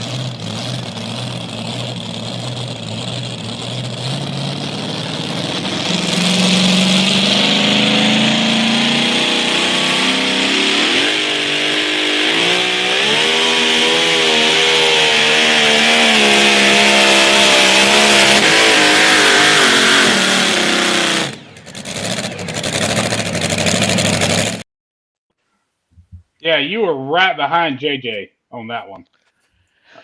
Yeah, I really thought we had him covered. He was the last one to come, and that got me put a foot on me. But anyway, we had a big time, and we beat some good hot rods down there, Bert. You know, so I don't know. We running Mayhill tires, and I think we were the only one in the class on Mayhill tires that night.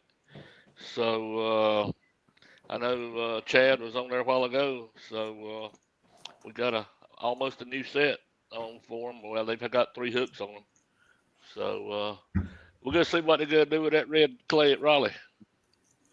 So let's bring in the pro forms. You know, we got DJ here. He runs in that pro form class, and you run in it also, or your son does. Wyatt does.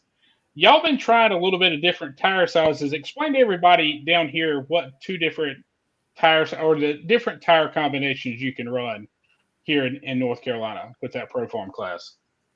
We can run anything 20.8, 38, and that includes the new style tires coming with, you know, Mayhill, Hawthorne,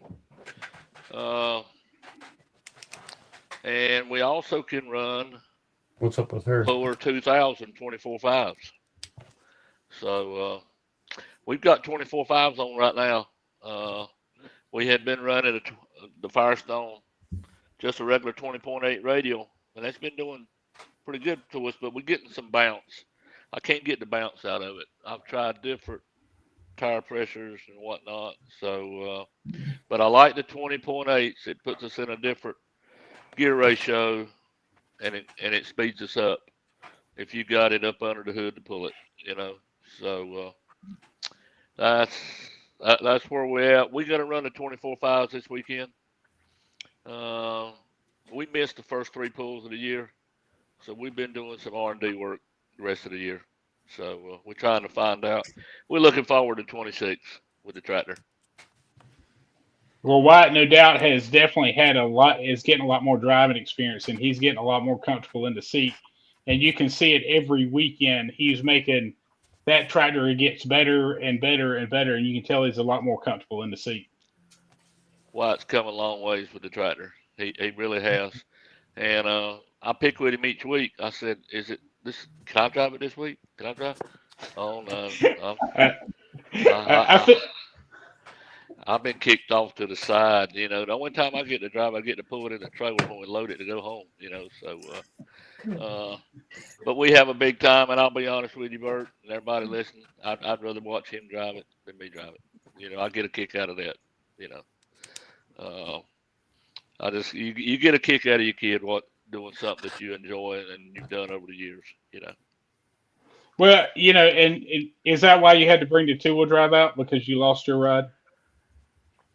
Well, yeah, kind of. Yeah, he wanted me to have something to participate with, also with him, and I knew a little bit about 2-wheel drives, and I said, and I meant a little bit. And some nights it's very humbling that I know anything about them. So, no, it's completely 2 different animals. You know, in the cage. But we have a lot of fun with a 2-wheeler. We like to make noise. We like horsepower, but we also like smoke too. So I guess I'm crazy enough to try both of them. Yeah, well, that's good. You're going to be back, and I know that 2-wheel drive class is going to be stout when it comes to the NC State Fair, because it always is. You know, you got to look out for the leaves. But now we've had some guys out of Georgia that have kind of snuck up, and David Carlton in the points battle in that class. So that's, in fact, I'm pulling those up right now. Yeah, David Carlson sitting number 1, Brandon sitting number 2, Cole Altman's right there behind him. So, and Jimmy Johnson sitting in 4th. So that's a tough class. And you look at that class, it's almost like the Pro Farms now. It's anybody's ball game when it comes to two-wheel drives. Who's going to win that night? Oh, it's a strong class. And when we come to Raleigh, you look for the Wilsons to show up. Those guys out of Georgia, man, that's good stuff. So, and then you got David Carlton. It's going to be a stacked class, for Friday and Saturday nights. It's going to be whoever wins that, they'll earn it. Yes, sir. Well, that championship belt, is that something you're looking for? Would you like to win that this year? Of course. Oh, yeah. I like people that know me. I don't like to run 5th or 6th, man. We going up to the front. We can go to the front. And that run at Lumberton, from where I was sitting, man, we're going to be in the throttle. We're going to send it if it'll go. So my motto is bend it and send it. So let's go with it. Well, I mean, obviously you weren't too scared of it because you didn't back out at all on that run. At all. I mean, you stayed in it the whole time. No, where I was sitting, I really thought it was fuel. I didn't know that we had burned a piston in the oil at that time. I knew I was blowing some smoke, but during that 7 to 8 seconds, there's a lot going on, and it looked like fuel from where I was sitting. So, but it didn't matter if it had been smoke. If the wheels are still turning, we got to turn them. I like that motto. I like that motto a lot. So what's your game plan? Do you have, over the winter, do you have any big plans on the 2-wheel drive? Not really on the 2-wheel drive. Other than we got to freshen everything up. We looking at maybe a new supercharger on it. Let's just see how she lives at Raleigh. I've been down the track 3 times this year, and we've had to rebuild the motor 3 times. So, oh my goodness, yeah. Isn't pulling so much fun? Oh, it's nothing like it, Jason. I tell people, some of my friends and kids that gets married, and I say, look, when somebody asks you about married life, you always say there's nothing like it. Well, that covers a lot of things, and that relates in tractor pulling also. There's nothing like it, So, but I've been doing it since 1975. So, heck, I'm one of the oldest now in the club. Me and Alan Brown. So, we've had a big time. DJ, what do you think your chances are of getting that belt? You saved it this far. I hope, man. I tell you, I'm like Pickler. Okay, Ed put me on a tractor when I was like 9. I was running my own tractor when I was like 14, and now I got gray hair, so that tells you how long I've been doing it. And like he said, we just obviously don't know any better sometimes. But so there's trophies, and you got plaques, and after years and years and years of doing it, the belt and the ring, the difference that they're doing right there, I really, really like, because it's a little something different. It's like if you went to Dale Earnhardt's house and he's got the 6-foot tall trophy from Darlington, it just kind of stands out with his other trophies. So I'm kind of excited about this deal. Well, I think you're going to see a lot of people bending some stuff. So everybody needs to stay tuned to Full Pull Live coming up this weekend, because I tell you that I think we're going to see some people go after that belt, and we know it's not all about money and pulling. We're just out there to have a good time. And but when you bring home a championship belt or a championship ring, it definitely adds a little something to it, and you start collecting them, I guess, kind of like the Bowling Green ring. They're 1 and 2 points, right? That's right. That's right. Oh, yeah. Jason, is this your filming job going on in the background here? Yeah. I went into I went and saw the people. I went out with the people with the camera. I actually went out. You got to go with a little bit. I go out in the midway. Kenzie, can you scroll ahead a little bit? I caught some people sleeping too. not sleeping, but I did a kiss cam. I did a little bit. I think they were either changing weights in the sled, Bert, or something. But I went. That was the fiasco about something about changing order or some vehicle was. I don't know. There you go. There we go. That's the good stuff. Dude, there is, yeah. I always saw this in like Sunday Night Football, Monday Night Football. The camera guys go out and get all this, and I thought I want to go do it too. So, the people are it's just packed out there. Here I am, so I'm going out the gate right here. I kind of snuck through this guy's booth. He was selling stuff. I was like, "How do I get out of here?" And they let me go.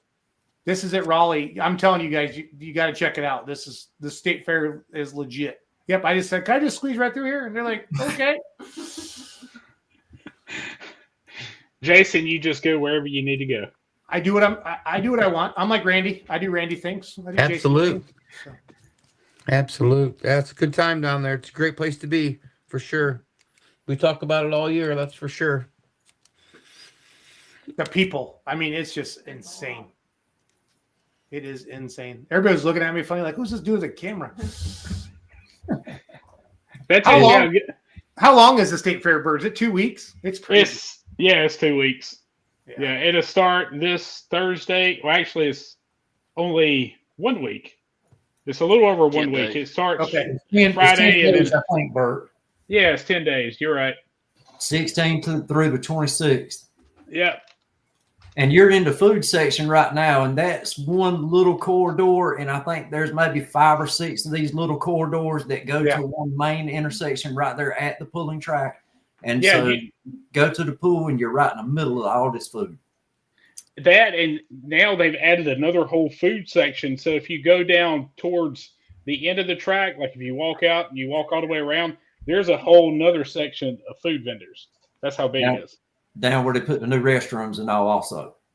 So how big is the North Carolina State Fair compared to some of the other fairs around the nation? Like one of our ones that's a staple is Missouri State Fair, and that fair is big, but just looking here, this fair is even bigger.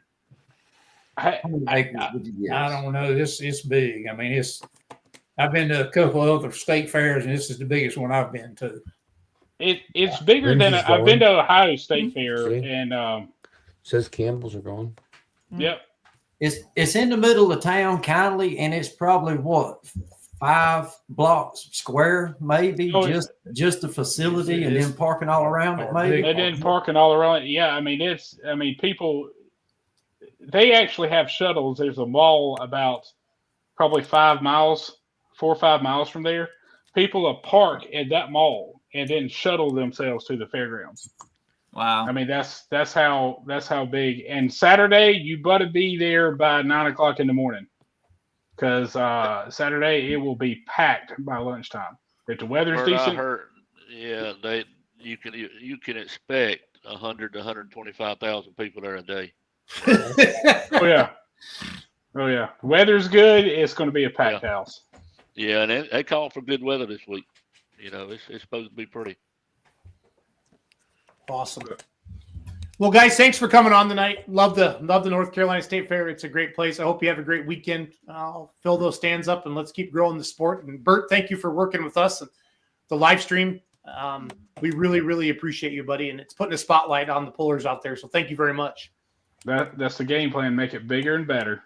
That's what we got to do. Have a good night, guys. Thank you. Appreciate you, Jason. Thank you. Appreciate you. See ya. So we're going to go from the east to the west. To the Midwest. We have Ron Jones. Now, that's just a joke. It's actually Ron Stone. He's vice president of the Outlaw Truck and Tractor Pullers. Very good friend of mine. We have way too much fun. And we drank a lot of Tito's together. And those are stories we're not going to talk about tonight because this is a family show. Actually, I don't care. Yeah, we're going to have fun. But Lufkin, Texas. Don't go down that road. Lufkin, Texas is special. The Mission 22, the Veteran Suicide Fundraiser, means a lot to me. I'm a veteran. I'm not a badass. I served in the reserves. But I would have been a badass if I had to been a badass back in the day, but I wasn't. But I love it. I love the Outlaws. It's the Outlaw season finale. And Lufkin, Texas is special. This event holds a special place to Ron. So let's bring Ron on before we bring the promoters. And for the first time ever, we have Jason and Wayman and Skylar Leeper on the same show at the same time. They're 1 and 2 in points. And those both two, they like to, they give it, if you know what I'm saying. So Ron, welcome, buddy. What's up, man? We'll leave those for- Tito stories. Leave those out for the Okay, private cool. conversations. Thank you. But if you bring some this weekend, we can make some more stories on Saturday night. Okay? Just so you know. I don't drink on Friday nights anymore. I do it on Saturday nights because I got to be somebody the next day. Ron, thank you for living on Jason Schultz time and putting something together here. I don't have any excuses other than we're really busy, but man, we're looking forward to Lufkin. Been hammering social media. They do an amazing job with their Dragon and Pullins and Applying social media. We made the mistake of leaving Saturday during the day to go to town to get something to eat, and the line, all these guys fell asleep on the way back too. We had Mexican food. Where did we go? Applebee's. I don't know where we went. Applebee's-esque. We made Chase by, and then everybody fell asleep on the way back, and there was a long line of people to get in there. So you guys, Dragging and Pulling Pines is more than an outlaw truck and tractor pull. It's a big truck show during the day. It's a drag strip, semi truck. I've never seen semis go 100 mile an hour before. That's pretty cool. And Jake brakes. If you like Jake brakes, oh yeah, you need to come to Lufkin, Texas. So. They're proud Ron, of take over, Ron. Take over, Ron. Yeah, it's this one kind of holds a special place in my heart. Season finale down there for several classes, 4 classes actually. Awesome event that just keeps getting bigger and bigger, and of course, veteran themed events. I mean, those are close to my heart. Do all we can for our veterans, and the guys that run the event, Josh and Ronnie, just great guys. Been putting this event on for, I think he said 12 years now. We'll have Ronnie on here in a little bit, but just an awesome event. And I encourage anybody out there. You don't even have to be a Poland fan. You can just be a drag race fan. You can love car shows, big trucks, and anything veteran themed. I'm good to go for that. So I think a lot of Americans out there are too. So put this one on your bucket list. If not this year, then next year. If not this year, shame on you, but you dang well better go next year. Well, speaking of Ronnie, we got him. So let's bring him on. How's everybody doing? Ronnie. What's up, Ron? How are you? How's it going tonight? It's going good, going good. Hey, Jason, you are a badass, by the way. Don't tell him that. Don't his head just. I'm just happy to be here. Just happy to be here. Are you wearing the new shirt, Ronnie? The 2026? 2025. Okay, that's what I got. So 11th annual, yes, sir. So I'm surprised you're not out the track, man. Busy. I'm assuming you were out there though at some point today. I was not out there today. I'm going to start tomorrow. I was trying to get some billboard stuff done with Bungart and some banners, get all that finished today, and we're going to head out there tomorrow and make sure everything is all nice and neat and getting ready for everybody to start rolling in, hopefully Wednesday. What's your gut feeling on this year as opposed to years past? Do you think there's a little more excitement even this year than in years past? Do you think it's going to be bigger? Ron, I'm sorry. It was cutting out there. I couldn't hear you.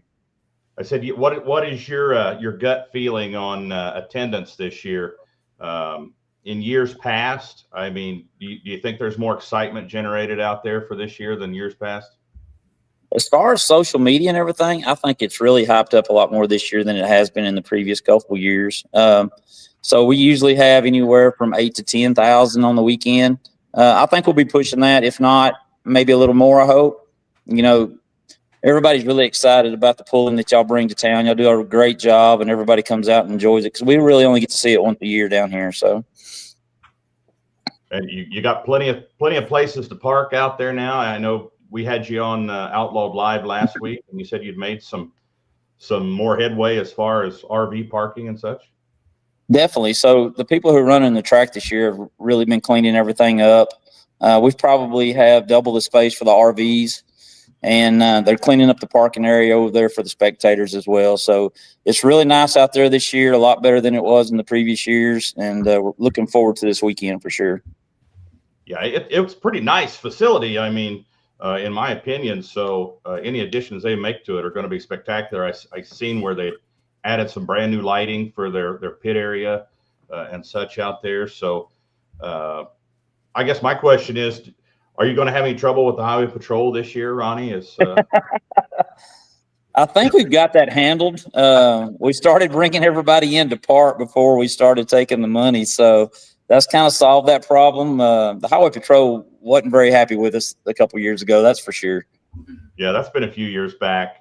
Just to let folks out there know, that's probably been 4 or 5 years ago. There were so many people trying to get in. People had the highway blocked, and actually some people were just parking on the shoulder of the highway. And they got a nasty call from the highway patrol while I was standing there talking to the guys. But yeah, rumor was it was backed up for like 2 miles, and they were parking on the side of the road. So, it kind of I liked it though. I mean, it didn't bother me one bit. I thought it was pretty exciting.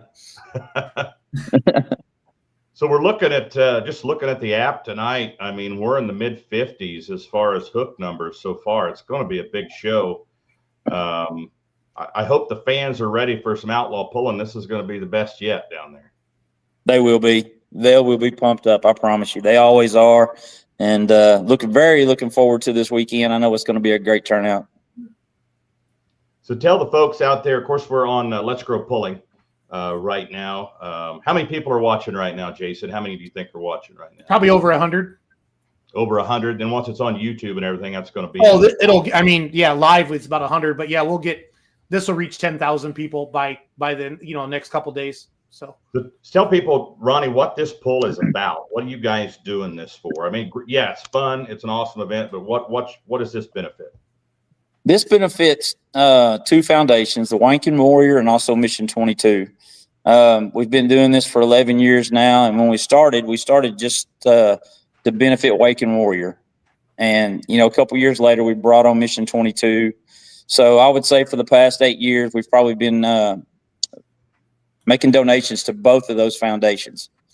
So, we started out, and this has been going on 11 years. So we're probably have donated a little over $500,000 to both donations and both foundations together. That's awesome. Of course, Mission 22 is fighting to prevent and curb veteran suicide. 22 veterans a day die of suicide, and they're trying to curb that number, eliminate that number. And Ronnie, you actually sponsor the push-up challenge. We did that on Friday night, right? Or is that Saturday night? The push-up challenge will be Saturday night. We'll do it in between the events, whenever we start doing the 18-wheeler pulls. So right after y'all's event, we'll do the Mission 22 push-up challenge. We'll get spectators to come out and do the challenge. And what we'll do is we'll donate $1 for each spectator that does a push-up. And we're all going to try to do 22, of course, but we're definitely, for each person, we're going to pay $22 per person. And then we'll have people that will also donate, just double up on it. So. Right. Yeah, I've done my own Mission 22 challenge, Ronnie. We talked about it last week. My goal is to do 2,200 push-ups, finishing up on the track there Saturday night. So I'm a little behind right now, but I'm making headway. Are you making some headway? I think you were behind like 700 last week. Is that how far you was behind? No, it was only 100 or something. I did 145 yesterday. I'm making it up. If I'd have done 100 per day in those 22 days, I'd be at 2,200 on Saturday when I did it Saturday. But I'm having to do a little bit more each day now. I've had some lazy days where I didn't do any. So it's good for me. It's good for everybody, right? So it is. It's definitely good for everybody. So what do you got new out there besides the pulling, besides world-class championship outlaw tractor pulling and the drag racing, the truck show, the car show?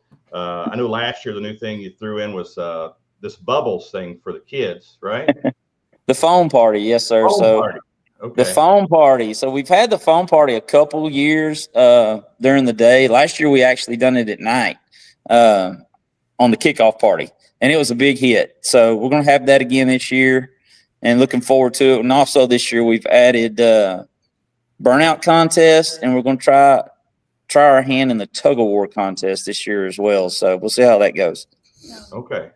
So that's some good cake there, Ronnie. I like it. So we're hoping to grow it, our pulling started with only like 4 or 5 vehicles about 8 years ago, and now we have 50 or 60 pulls. So maybe our burnout contest and our tug of wars will grow just as much, hopefully. agree.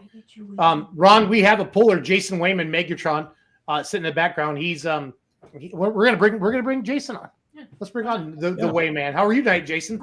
Good. You guys? Good. Hey, bud, you travel all over the country pulling. How special is Lufkin to you and your family? It's pretty special. I love going down there. It's the atmosphere, the way it feels. I can't explain it. Just when you pull in and you see all these semis lined up for the show and shine, just blows your mind. How much time that those guys put into their rigs just to drive all the way from, say, Canada and the Northlands up there just to come down there and show off their truck. And we get the privilege to put on a pull for everybody there both nights. It's pretty special. It really is a neat venue. Stuff going on all day. I mean, it's like a promoter's dream to have something great all day long and then be able to pop on there at night and head over the tractor pull. It's kind of fun watching people start heading over, about an hour or two before start saving their spots and stuff like that. So, so the season so far, it's a tight race between you and Skylar. Like I put Skylar on here. Ron said we've never had Skylar and Wayman on a podcast at the same time. So here they are, 1 and 2 in points. Skylar, start talking smack right now. Let's go. Let's tee it up for this weekend. So. Skylar, say something. Good evening. How are you, buddy? Pretty good. Enjoying the nice weather. What does Lufkin mean to you as a puller? It's a long ways from home, if you will, but how special is Lufkin to you? It's great. Great way to end of the year. Great weather. Sometimes it's a little warm, but I think this year is going to be nice. Really looking forward to it. It's going to be fun. Coming in now, so they came down to this poll for you guys last year too, didn't it, for the points race? Yes. Ron, is this the tightest point race we have this weekend? Actually, this is the biggest gap we've seen, I think, between these two going into Lufkin. Leaper's got a 9-point advantage going in now. Wayman could, if Skyler has some troubles, Wayman could get him, but he's going to have to be on his A game. So we have 9 trucks signed up right now, right, Ron? 11. I think we're 11. 11? Okay. I think we're the biggest class down there. Nice. I'm refreshing the app right now. Sorry. Ron, this is your show. Take over, buddy. So. Oh, I thought this was your show. Oh no, it's your. That's why I brought you on here. So I was looking for a picture there. I mean, you guys battle it out all season long. Not only with the Outlaws, but with PPL, Western Series as well. You guys always comes down to the wire with you two. I mean, but you guys are friends, right? You guys get along well, right? Yeah, absolutely. Yeah. Skylar knows I'd do about anything for him, and I'd hope that he'd do about the same for me.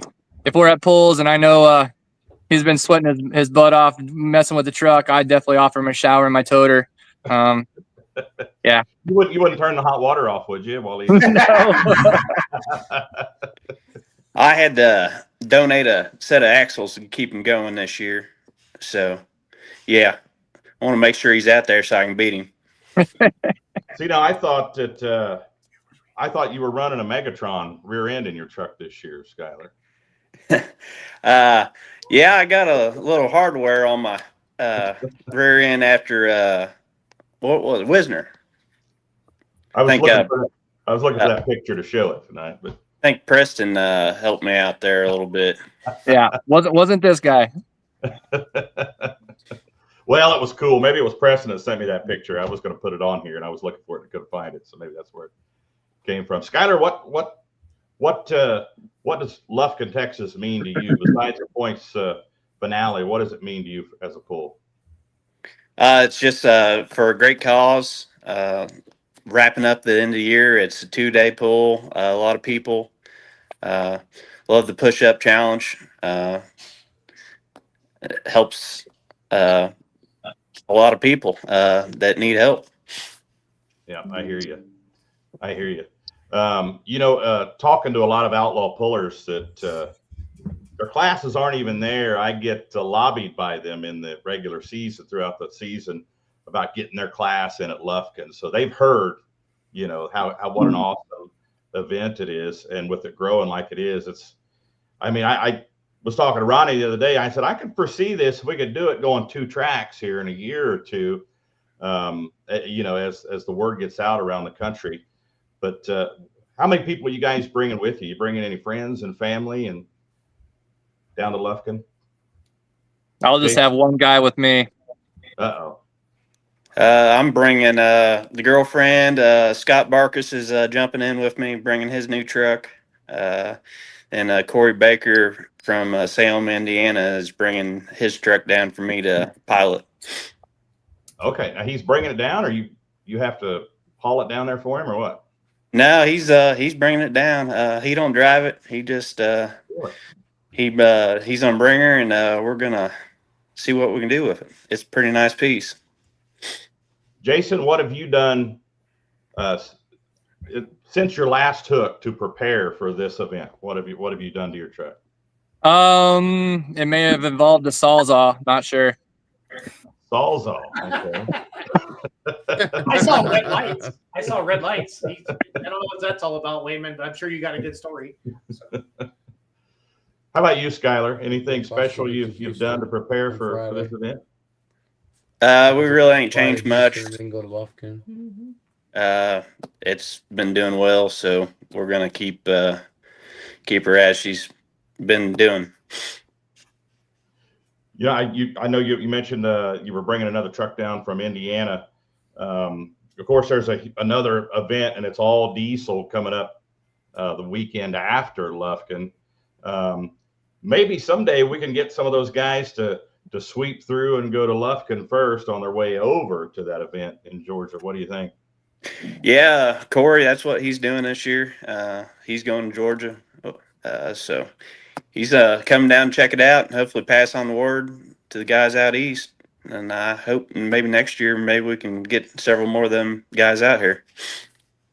Now, to the folks out there that don't see the class that often and can't see the differences, I mean, basically, you guys, both your trucks are sharp, beautiful trucks. What are the differences? They both are Dodge pickups with Cummins. What are the differences, Skylar, from your truck to Wayman's truck? They're both second-gen frames. We got a different power plant as far as engine builders. Same rear end. I got a big front end in mine, but basically the same style truck. Chassis are built different, and same style engine, but different builders. He gave you a great time there to brag on your engine builder a little bit. Say you built a little bit more horsepower with that one, but nah, Skylar's too nice of a guy for that. But watching you two out there on the series, you two pilot very tough running trucks, and it's 1 and 2, and it'll just sit there and flip flop throughout the season. So that's my 2 cents on the situation. Most diesel trucks all look the same. They blow black smoke and spin their tires real fast. So, Jason, how about you? What do you think of that comment that Logan just said? Are you underpowered compared to Skylar? I don't believe so. I'm having a hard time this year getting that power to hook up to the ground. That's where Skylar, his rig's really shining this year. He's definitely got it figured out. He is hooking that thing up and just he keeps pulling it out at the big end. Where mine will just kind of give up and spin out. His will do a couple more grunts and get about 4 to 10 more foot sometimes.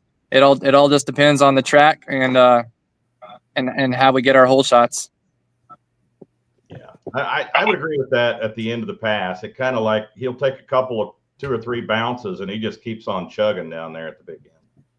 I had to ask that question because when Logan said that, I saw the grin on your face, Jason. So Hey, Ronnie, what has pulling?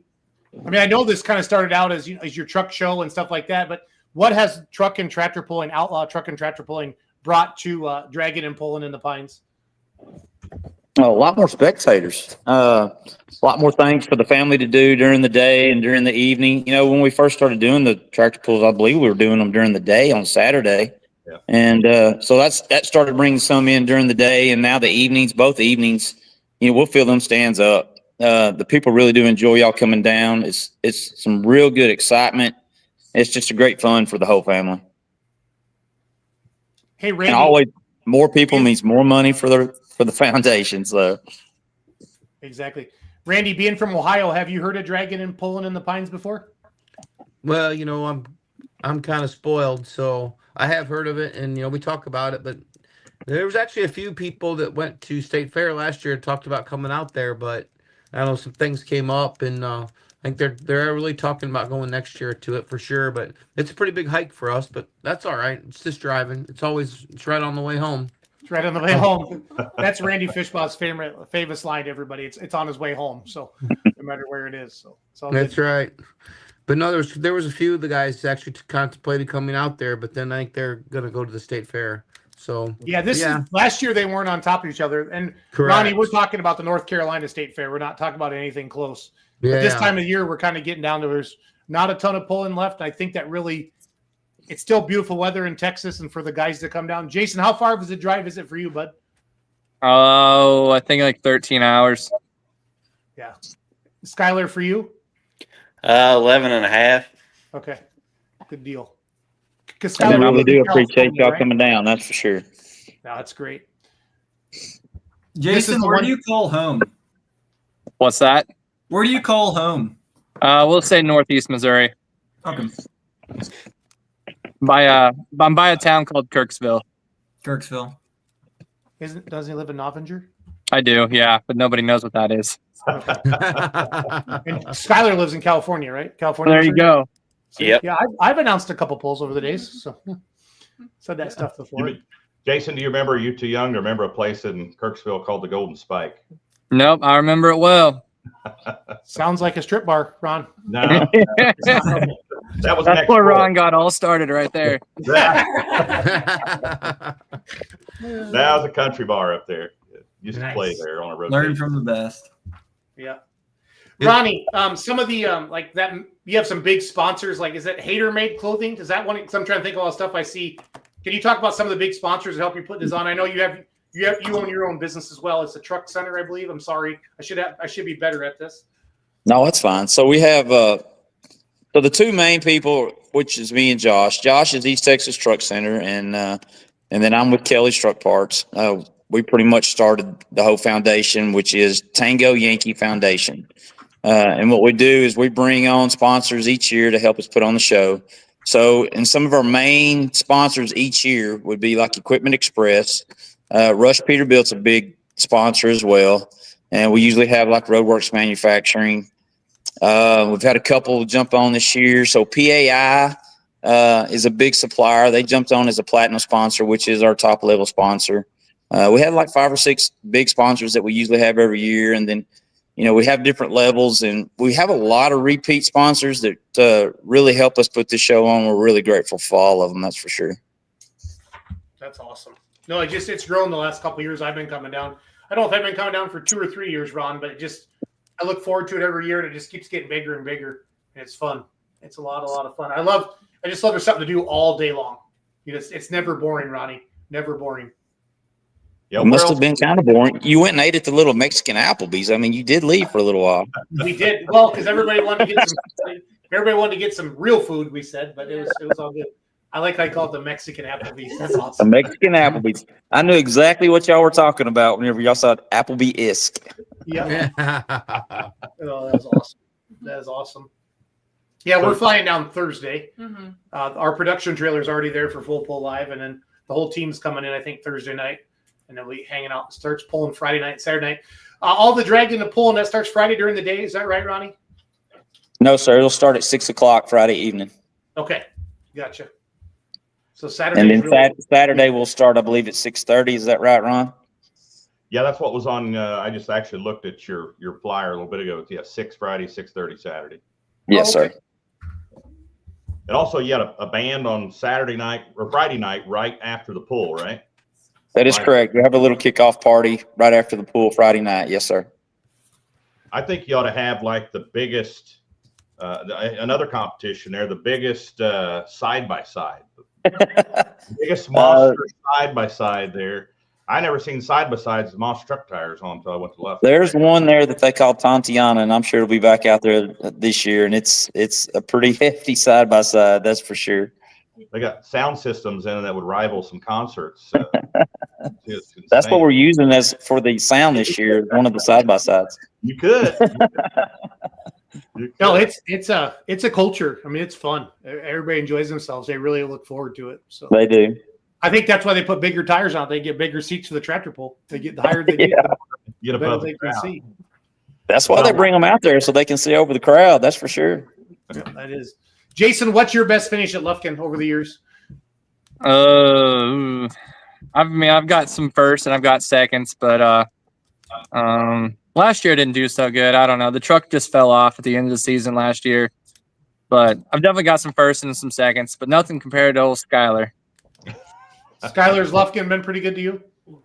Yeah, it's been last couple of years. It's been real good. We're gonna work on hopefully this year we can sweep it again. But other people probably got some other plans. But we're been doing real well, so I don't see a problem why we can't do it again. I like it. I like it. You think 11 is going to be the number, Jason and Skyler? Or do you think there's a few more that are going to sign up when you look at the list? I'd have to look at it again. We may get 12, but probably around 11. Yeah, that's a great number for your class. It's not too many, and it's it's enough to make it fun, for everybody. So that is good stuff. That is good stuff. Jason, Skyler, do you guys got anything else? We'll let you guys go. I didn't give you much lead time tonight to come on, typical Jason Schultz style. But I appreciate you guys coming on tonight. It'll be good to see you guys in a couple of days, and may the best truck win. So sounds good. Yep, I don't have nothing here. All right, thanks, Jason. Thanks, Skyler. See y'all. See you. We'll see you this weekend. All right, so let's finish up with Ronnie and Ron. Ronnie, what news? How many years you said this has been going on? This is our 11th year. 11th year. Yes, sir. And this is a what is it? How do I say this? It's a work of art. It's passion. It's a lot of work. What fuels you every year to do this? Because it's a lot of work, and you got to sometimes go, man. You feel like you have mono for like 2 weeks after the event. What drives you? The foundation.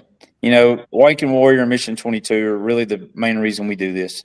I think I've mentioned it before. I know I mentioned it last week that, the whole show started as a customer appreciation for my customers and a grand opening for Josh's. And, and then we had Awaken Warrior the first year, donated a little bit of money. And, that really just drove us to keep on driving, building it better every year. And each year, especially, I'll tell you what, getting the people out there to do the push-ups, I'm really looking forward to that. And I really want to see Ron do 22 this year. I don't think he's done 22 yet. I'm ready, buddy. I'm ready. I think you are. You've been practicing. We got to get Josh out there. Good luck. Yeah. Good luck. He's a jarhead, and he gives me trouble about the Army. So we got to sir. Get the Marine out there, do some push-ups. Ron, hey, that old truck right there looks familiar. That truck came from Texas, I think. Yeah, it's still in Texas. Is it? It's for sale right now, though, Ron. If you need to blow some money, we can help you. I do not need to blow any money. That's one of my old suppliers right there. Old Dan Valance's old truck. Yep. Yeah, Cody Lee owns it now. So. Yeah, I just heard tonight it will not be there. It will not be there. Okay. That's one of the very first ones. It was one of our pools. Was that truck right there? I'm sure it was. Dan, he supported a lot of it. Yes, sir. He helps us out every year. He's still a sponsor to the date. Good deal. Good deal. Yeah, he still may sweeten the pot a little bit in that class. I talked to him a little bit tonight. So Dan, I bet he will. He's a good one. He's a patriotic guy too. He loves this event. So yes, sir. Ron, on the pulling side of it, I just want to get the app quick, and then we'll let everybody go. We've been on for 2 hours. So we have 11 diesel trucks. Yep. Signed up so far. People can still sign up. These aren't the final lineups, but it's kind of nice to see this. The pullers are getting better at getting signed up. We got 11 two-wheel drive trucks. It's a Nelson 1-2 right now in points, right, Donald? Yeah. Okay. He's from me doing my math now, and I can't figure in drops here what could happen, but he pretty much has 1 and 2 pretty well sealed up there, I think. Okay. 424 for Little Whip, 421 for Whippet, 403 for Tim Fitzsimmons Country Heat. Yeah, something really drastic would have to happen for one of those two top trucks not to win it. And then shout out to Roper Brown and those guys. Derek's been pushing that. And I see they got bipolar coming down this year. Yep. Keith Hammond's the champ, the back-to-back champ. He's coming all the way down. So that's one tough pro stock truck coming down there. And then the modified probably has been, I'll say it, the most exciting class this year with the Outlaws. Some of the biggest numbers, new pullers, the 7,400 pound modified class, and other parts of the country call it a light mod or whatever. But man, the 7,400 pound class with the Outlaws has been awesome. I saw Dave Richardson's coming to tag team. That tractor won the Inderly. Then we're going to have Brandon Gilliland's going to be there. We're going to have some of our Outlaw regulars. Kason Petch is coming in leading the points. Griffin Growell, is it Griffin Growell really back out? Is he ready to go, Ron? He sent me a picture of the engine running last night. They got the cams back. He said it's running and running very well. So, yeah, Okay. He's excited. And I don't recognize Hyperventilated out of Antlers, Oklahoma. Is that a new tractor? That's Lloyd Newton. He used to have a single Hemi on it.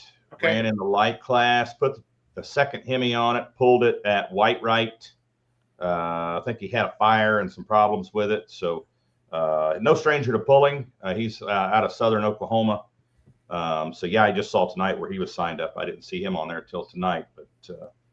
But yeah, that class, as far as points go, Thermal Thunder, Kason Petch has a 16-point lead over last year's champion, Cotton Candy, Cameron Neves.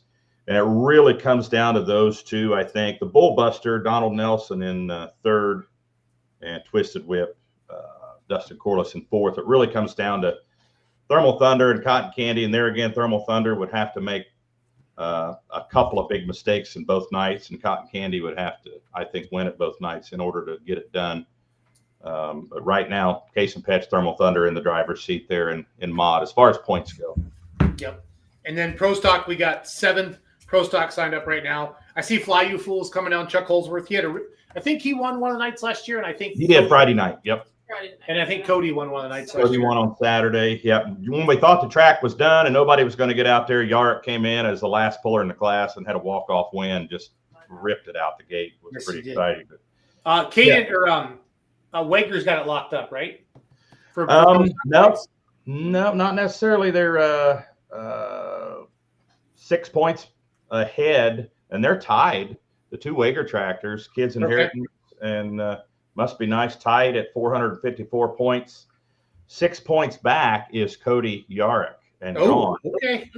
It's going to get interesting. Yeah, and Wampus Cat, only 5 more points back from there. So you got 4 right there that could get in there and change things up.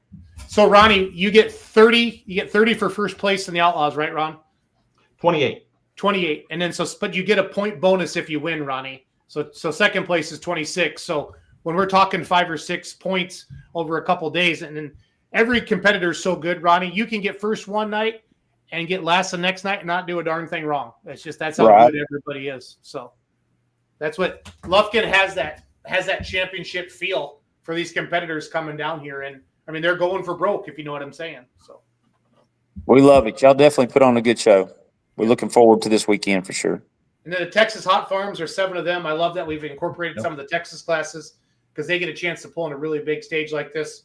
And then Super Stock Diesel Trucks, Cody Lee, they got Kong and One Nation, and then Optimus Prime is coming out of Odessa. I think Preston just bought that truck, right?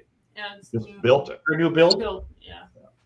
See, now he is running in both diesel classes, guys. He signed up, but he also, after he pulls 3.0, he's going to put the 3.6 Charger on and the bar tires and go pull with the Super Stocks. Yep. And then I think Nathan Brigham does the same thing with No Limits. So it's going to be fun.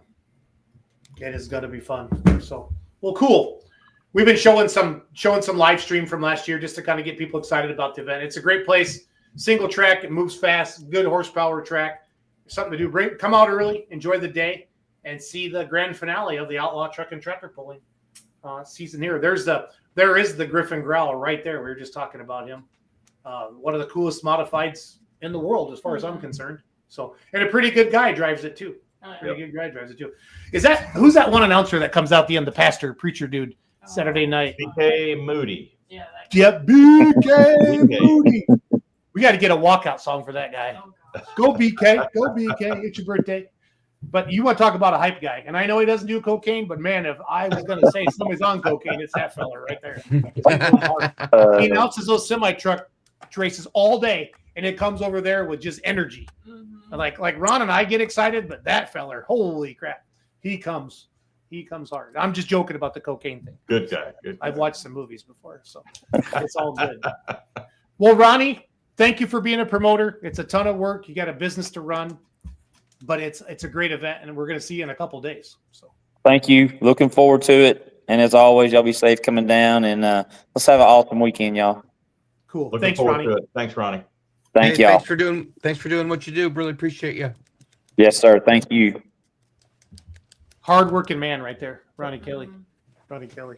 Ron Stone, we got Randy Fishbaugh from Ohio. Where did you grow up in Ohio? Let's just do some Ohio trivia right now. Sorry, Logan. Kansas is out of the question right now.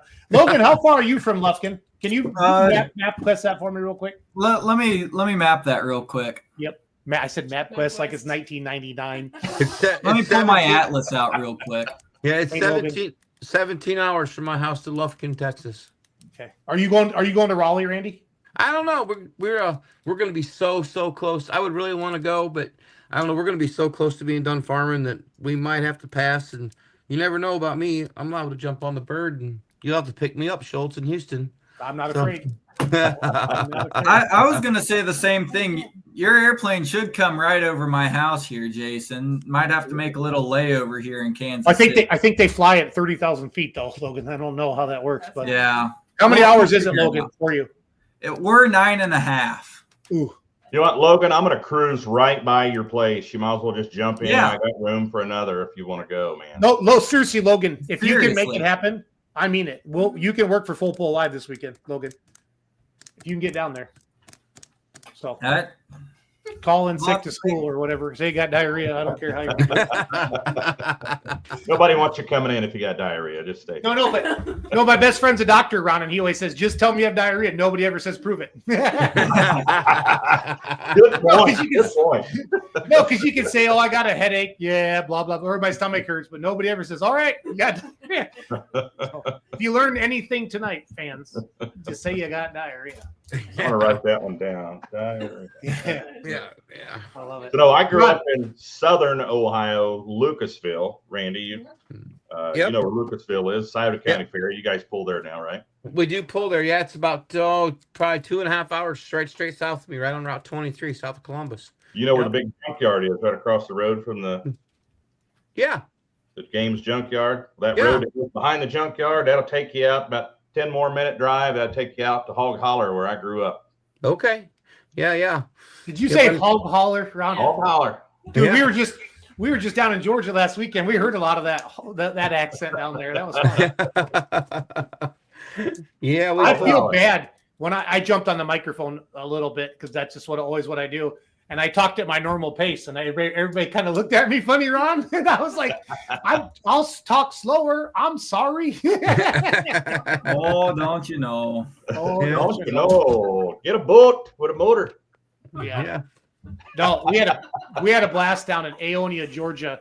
Southern Puller is a nice little state club down there. I think they have 20 hooks a year, he said. Randy Jones, a ton of truck classes.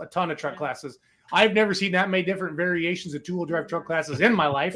It was like 5,400 Pro Street, notch aspirated, 5,200 super modified non-blower. It was wild. It was like trying to keep all the classes straight. But man, you talk about fun people that love truck and tractor pulling. Had a great crowd Saturday night.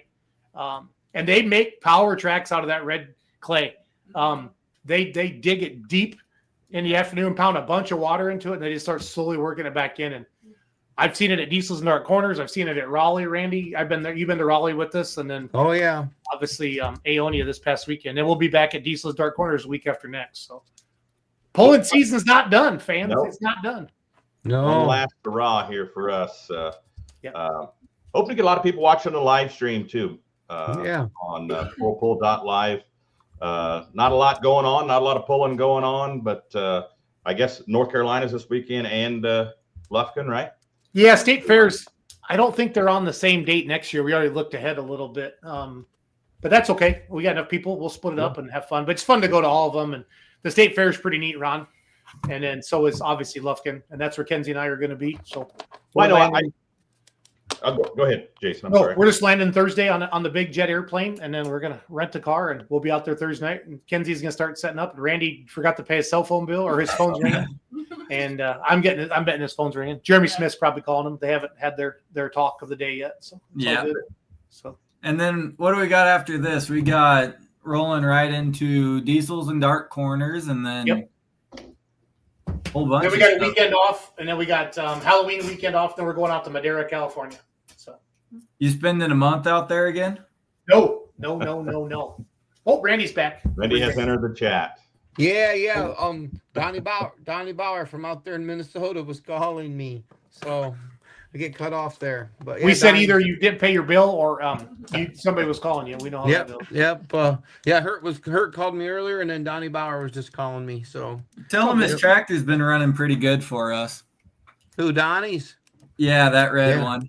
Got it. Yeah.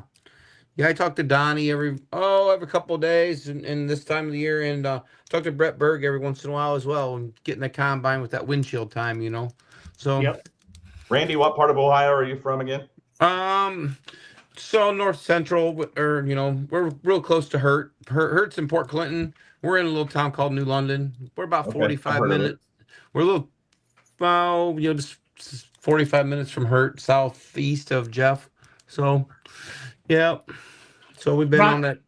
Go ahead, Ron. What's been your biggest surprise, with the Outlaws this year? This year, the mod tractor class, the numbers in the mod tractor class, really good numbers for that class this year. We kind of predicted it too, but not often do your predictions come to fruition, but it did this year. I mean, there were times that at some pulls that weren't like the big pulls. When I say the big pulls, like Dragon and Pull in the Pines, like Wisner, like Thunder in the Valley, where we had 15, 16 mod tractors, and those are good numbers for that class. And I think it may be the same, maybe even a little better next year from what I'm hearing. So yeah, that was probably the biggest surprise. And all the rainouts, that was a big surprise, not a good surprise, but I think we had in my 6 years with the Outlaws, we had more rainouts this year than any other season. Yeah. Randy, what's been your biggest takeaway or surprise with OSTPA this year?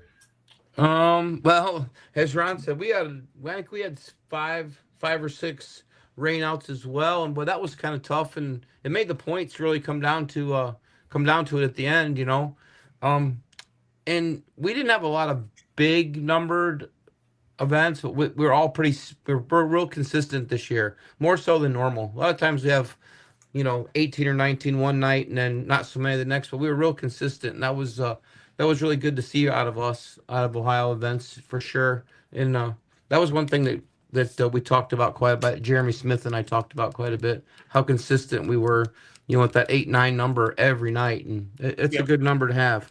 Yeah. So Ron, they have a super modified 4-wheel drive truck class that, dude, I'm telling you, I am not a truck fan like Mike Idle is, okay? But I love that class. That is a badass. That I interviewed Livewire Danny Barker. Am I right, Randy? Steve Barker. Steve. Scuba Steve. Steve. That class, a few years.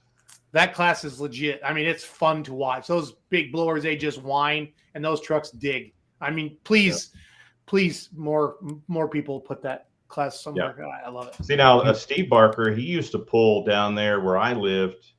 He had a little open Jeep he pulled down there. I don't know if you remember that, Randy, back in the 80s. I just remember Scuba having the live wire there, just the Chevys, So this was in the 80s. He had a Jeep, actually a little orange Jeep 4-wheel drive that he pulled, a naturally aspirated truck that he pulled there for a little while. I think it might be pulling at the North Carolina State Fair this weekend. I swear. No, there's a little orange Jeep that pulls in there. That's the only time I've ever seen those little Jeeps pull. Is in Raleigh. Probably could. Yeah, actually, we didn't pull this year because it was in the veterinarian clinic quite a bit. But the dirt donkey, with Kenny Lucas and Carl Odell, those guys, they let me drive that truck here in the years past. So that thing is a handful for sure. The little is a lot. That's for sure when you drive those things. So. What's kind of interesting in that class, and I know why they do it, but I'm pretty sure most, if not all, those guys are running automatic transmissions in those things. Yes, everybody is. Yep, for sure. But yeah, that's an odd caveat I've always seen to that class is they've stuck with the automatic transmissions in them. Yeah, I remember last week there, Shane Kellogg, back when he had Gotta Have It. Yep. He even said that's where he really paid attention to Pierce and Barker and Kenny, the way they drove to learn how to drive the Gotta Have It truck. Made him. He said like it made him a lot better driver watching those guys drive it out, and then of course it's just come to tuition where it's at now with Trump. So I'm sure with the wheelbase on those trucks and the power that they have, that little bit of give with an automatic would keep them from bouncing. I think it would be kind of a challenge with a manual transmission, in my opinion. So, no, you're right. Once in a while, I believe Kerry Unger with the overtime truck, he tried that for a little while, and then he went back to his automatic as well. But yeah, for sure, I would think you're probably right there with that, Ron. So, Logan, what's been your biggest surprise of the pulling season so far? Biggest we surprise. got three different views and associations on right now, so this is kind of fun. Biggest surprise for us is we went out and we were gunning. We found a lot more horsepower than found that we needed to make some adaptations to the setup to make it actually work. So, and then same with all you guys, like mentioned, we had some rain out. So out of a short schedule of 8 national hooks of what we only ended up getting 6 trips out there. So it was a little bit of a struggle with shortened schedule with stuff. But that's my next point to you, Ron, is when and how are we going to get the Grand National minis back in with the Outlaws? I know we tried it a little while back. Yeah, we tried it. Yeah. Now we have almost 60, I would say we have 65 tractors spanning from the Rocky Mountains east. Logan, you're talking to the right guy. I just want to point that out. I know. I've got him cornered and he's on live stream, so he has to say something now. Let's make Ron big. The challenge is facing that class. Number one is sled. Number two is price. And, in order to have that class, you have to have the sled, so you have that added cost there as well. Sell it to the promoters, convincing them you're going to have enough tractors to, make it worth their show. Talk about a class that'll cost more than our most expensive class, the modified tractors. It would cost them more to host that class. That's where it was hard to sell it.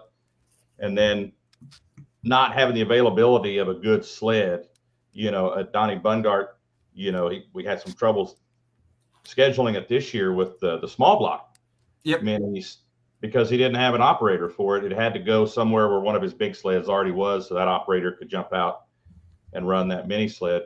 So, you got to sell it. You got to be able to sell it. You got to be able to get the sled there. And I'm not saying it's not possible because I like a challenge. But yeah, once we get a sled that's more central out here, we can count on. It'll be easier, I think. So I don't think it's going to happen next year. I'm trying to get the small block mini class off the ground out here. It's a little more affordable for the promoters. But that would help, Ron, but that would help get it started. Put Vin's comment back up there. That would help get it started. Get promoters excited about it a little bit. And I remember Randy just bought a mini rod sled. Maybe he's got enough coin laying around, Ron. He wants to buy one for you too. We can put the pizza company on the side of it and ship it out to the Outlaws. Yeah, that's we do. I'm sure Ron knows that we Susie and I bought the purple sled from Vaughn and Lori there a year. Oh, I guess we picked it up in July, but yep. Yeah, we got the purple sled and we keep it in Ohio, but it's kind of like a mud flap. It's flexible and willing to travel.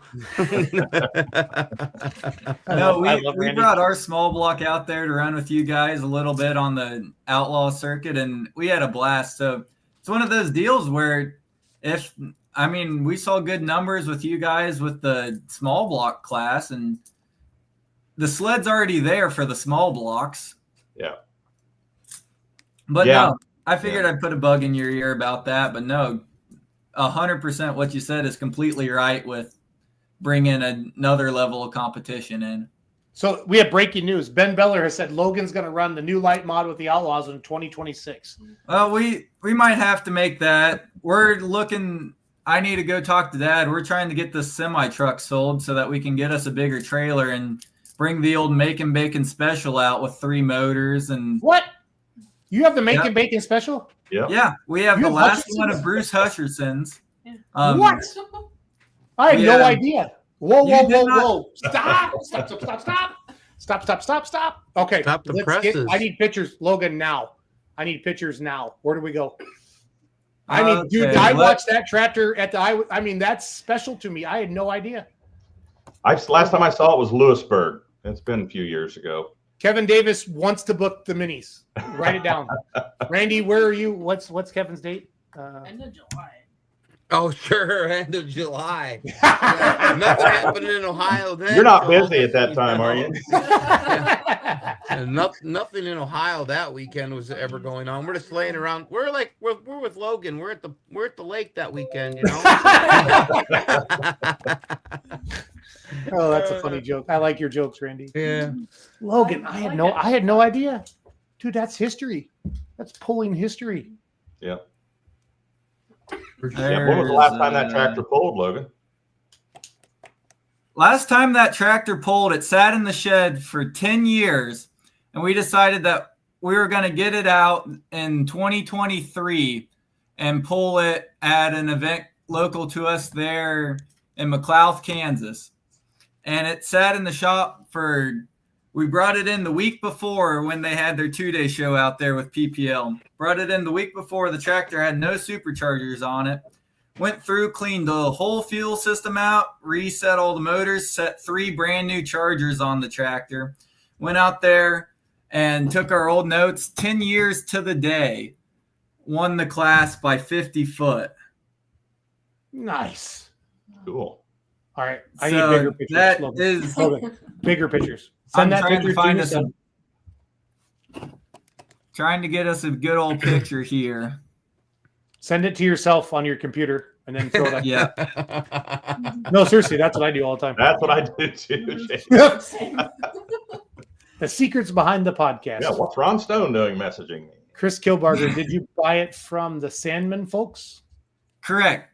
It did come from the Sandman guys, and that was way back before I was even a thought. Well, now you're 17, right? Yep. Okay. Just a youngster. So I've grown up in it. Dad has had that tractor for going on. Oh, he bought it. It's probably been 20 years that he's now owned that tractor. Logan, quit talking. Find me a picture. I'm working on it, Jason. I don't want. I need you to focus. I need you to focus. I need you to focus. Focus. It Focus. says. Remember, Schultz, what focus means. Yeah, I do.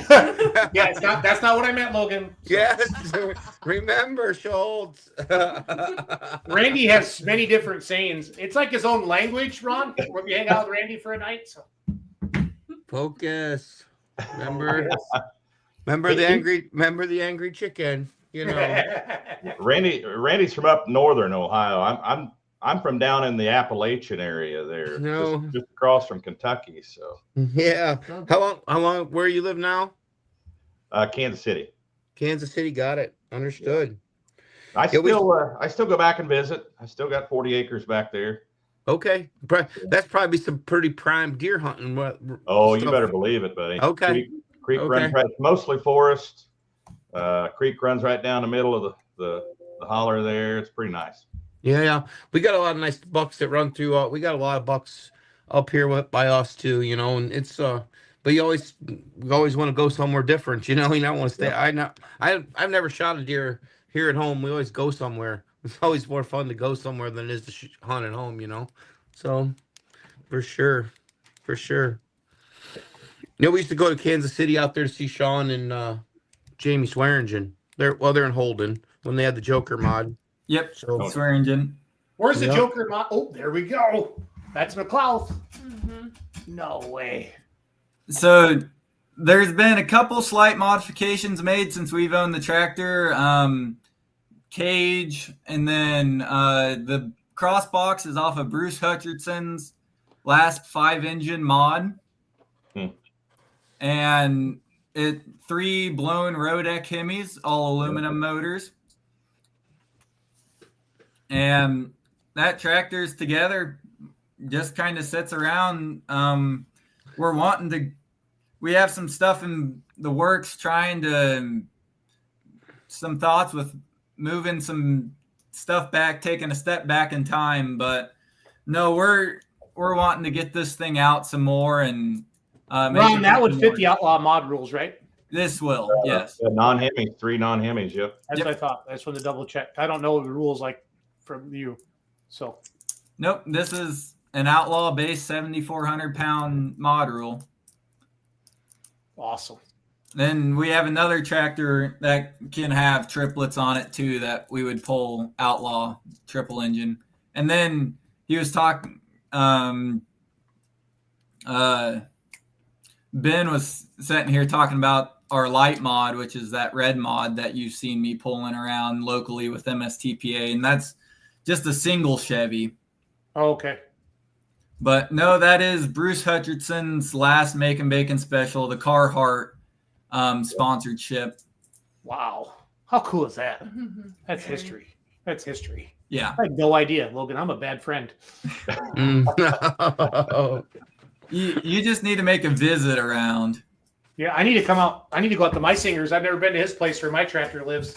We'll make a swing through there. Yeah, so we'll go No, we still have the old triangle front tank off of it, and that's setting up in the shop.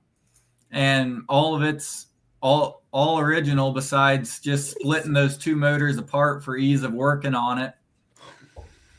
Huh. Awesome. Yep, I think it's probably been 14, 15 years ago, Logan. I remember seeing it I used to announce for Missouri State tractor pullers. Yep. Your dad would bring it to Lewisburg. Yes. Our hometown. Yep. What town do you live in? You live in Lewisburg, Kansas? Yep. Logan? We are just south of Lewisburg here. Lewisburg, Kansas. Out in the boondocks. It is. I pass it going to McLeod from Mount City. Yeah. You actually, a little while back, we saw a picture. You guys were parked on your exit with all of your haulers going from McLeod to Mound City.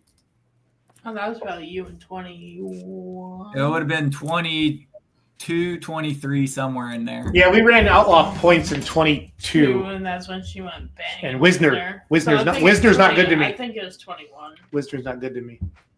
Oh, now I like you more, Logan. That's some true farm crap. No, that's what Dad started with. He sold the minis off and went and bought that from the Sandman guys. And the Sandman guys sound like you're out of Star Trek. Is this or Star Wars? The Sandman guys. So. No, gosh, what's his name? Dad would kick me if he knew I was drawing a blank on these guys. Sandman, Weren't they from Medina, Ohio? Yeah, they were back in Ohio. Yeah. I remember the name, but I can't think of the Don something, I think. Get Dan Mayer on the line here. Yeah. He's coming. I heard breaking news, Dan Mayer's coming on Outlawed Live tomorrow night. Is this true? Yeah. Yes. Oh, true. the numbers are going to be through the roof. Ask him how many fans. Ask him how many fans. The first question is how many fans he has of This Week in Pulling. He'll tell. I think he's up to 12 now. 12. Oh yeah, 12. I bet there's a few zeros behind that in there, Schultz. 12. There is, but I like messing with Dan. Absolute. He's a lot of fun. I have a big announcement. The Remedy won the World Nationals here in Mount Pelier, Ohio, yesterday in the super stock class. Finally beat Colin Ross. And we have video to prove it. So here we're queuing up Was right this now. RC pulling? Yep, I figured. RC pulling. Look at this pass. Front end comes up right there. And she's gone. Look at that. He's hooked. Yeah. So we are legit world champions. We won that. My tractor won the world championship. I don't drive it. I've only seen it once. I paid for it. And we have 3. So Ron and Randy, I have my Hot Farm original one. I got the 4.1 version, and that's the super stock version now. So we have three RC pullers. So it's awesome. Is that the same? Kyle and Kristen Baraznek out of Fond du Lac, Wisconsin, run them for us. So Darren Mealy builds those for people and does a really good job. And then Kyle tunes it, and Kristen runs it. And so we actually won the world championships yesterday. So pretty neat. How do you get those little turbos spooled up, Jason? I'm not sure. I don't even know how the tractors in my turbo get spooled up. So I got to ask my singer how that works. So do you think the turbos in that thing are like the size of an ink pen head or what? He just wee. Yeah, absolutely. Like the guy from down in Carolina said, bend it and send it. Is that what they do with that thing, Schultz? Pretty much. Yeah, the tires kind of peel up. And can you scroll down? Chandler had a video of all three of our tractors lined up. Oh, did he? If you want to scroll down a little bit on the timeline. Yeah. And then we need to go to bed. Yes. Why are you so sleepy? Go to 'Cause, bed. It's only 9:30 out there. You're right. Well, Yeah. let's keep talking. There, right that one right there. Oh. Yep. So this is our this is my original tractor. The 1206 is in Canada now. We made a replica of that one. And then he had a video of all three of them kind of lined up. Oh, here we go. Here's the 4.1 version, the one that blew up in Wisner, Ron. Minus the fire. Yeah. Yep. And then here's the super. We got need every to take a detail. road grader to that track there. Yeah, that's in Bowling Green. They just Yeah. drink beer and let them then send it. They bend it and send it there at Bowling Green. So Yeah, Bowling Green, Ohio, for sure. yeah, it's a lot of fun. There's There's the picture. Oh, now Logan's taking over the podcast. I love it. So Yeah, we go from there to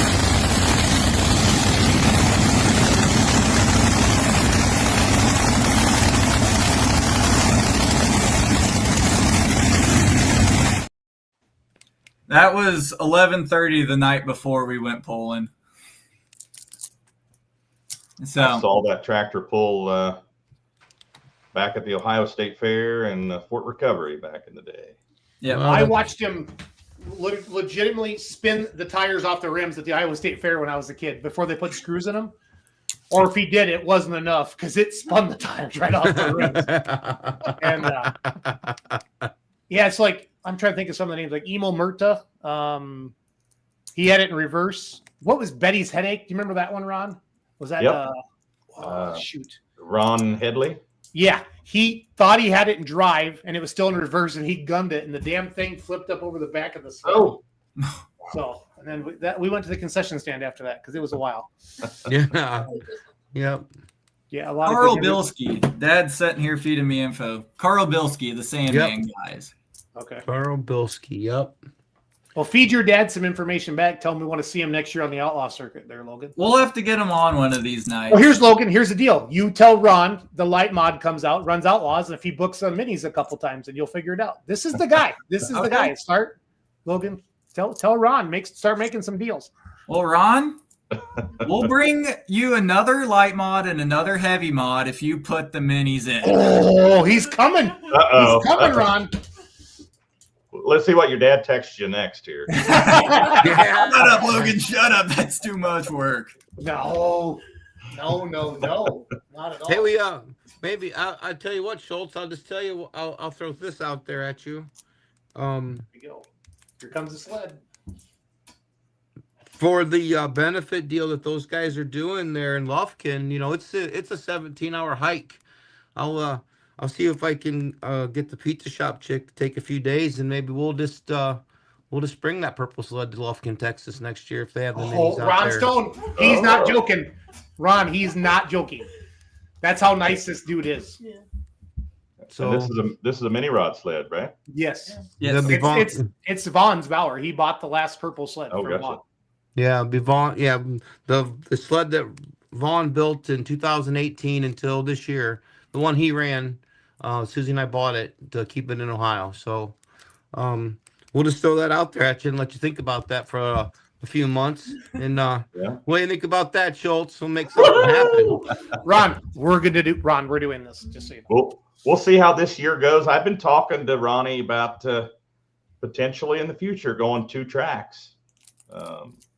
They have the space for it there, and the event's getting big enough to do so. And we're getting up there now in hooks where we almost have to if we add anything else. Ron, psst, psst, can you hear me, Ron? I hear you. I got you. He's not going to charge you for the sled. That's the kind of guy Randy is.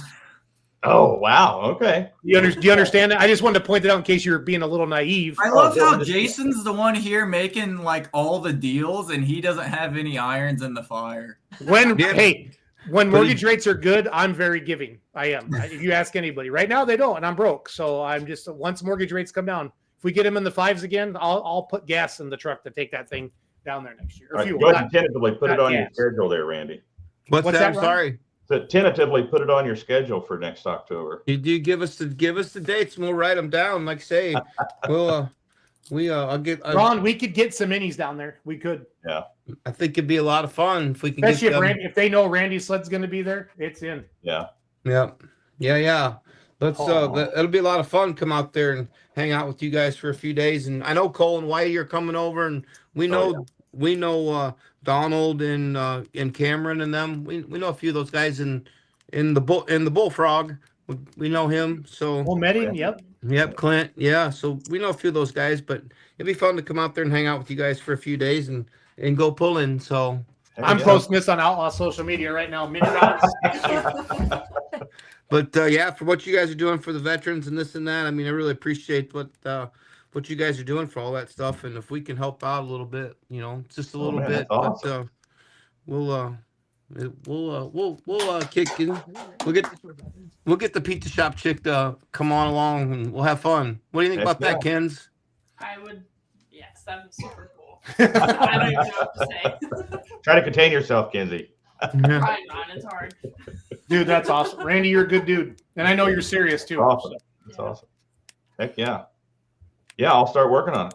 Yeah, see what we can come up with. Yep, it'll be a lot of fun. So awesome. Yepper. Get those crops out of the field. Let's go to bed, everybody. Ron Stone, it is so good to talk to you. I miss you, buddy. Logan, love you. Love you more now that I know you have a legendary modified. Not that I'm about things, but I kind of am. And then Kenzie, love you for putting up with me.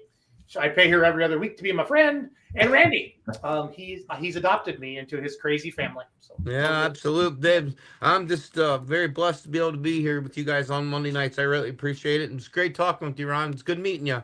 And, Same here, Randy. Hey, good talking to you, buddy. Real quick, how did the Ron Jones thing start? Where did we do that one at? California. Oh, okay. That was it. Yeah. So Randy, we took Ron out to California and we started drinking. And I was taking Ron around to the pullers, introduced him, and so we walked up and one of the pullers said, "You're that Ron Jones guy." So we called him Ron Jones a lot. We still do act from time to time. So absolutely, that's a lot of fun for sure. You want another one? We got Archer's last Black Widow tractor, the one that had 5 Chevys. Stop! That's that red single engine mod that you'll see us around with. Okay. Another one out of Ohio. Yeah. What? Logan, you guys start a museum down there, Logan? What's going on? Well, then we got a third one, which was an Ohio vehicle. It's a brand new modern chassis. It made 10 runs out there in Ohio, and it came back this way. So that's all we got for mods. We had just 2-wheeler, and that went out to California. And other than that, we've got 2 world-class minis and a whole bunch of garden tractors. Sounds like we need to do a shop tour, all access at the Stevens Ranch. Yeah, absolutely. We need to do full pull live in there. Let's do it. Chase has said to me, and he told Logan that Logan is a phenomenon. Is that the word I'm looking for? Driver. Like phenomenal driver. Phenomenal. No, he said Logan's got Logan has it. He can tell by just watching Logan that he has it. So the phenom. A phenom, yeah. I said phenomena. Phenomena. All right, we're sober, but we're starting to act drunk. So, on behalf of Ron Jones, Kenzie Teedy, Jason Schultz, Logan Stevens, Randy Fishbaugh, good night. Good.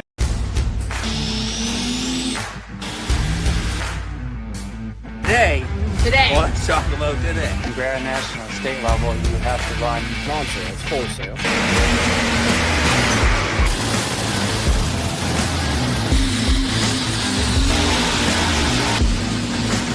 Is 9,000.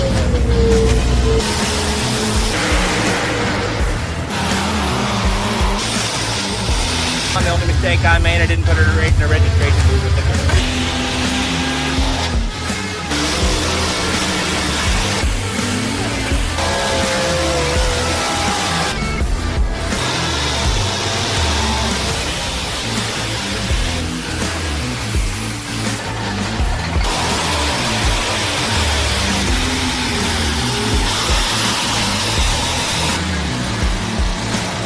Just this ever evolving story.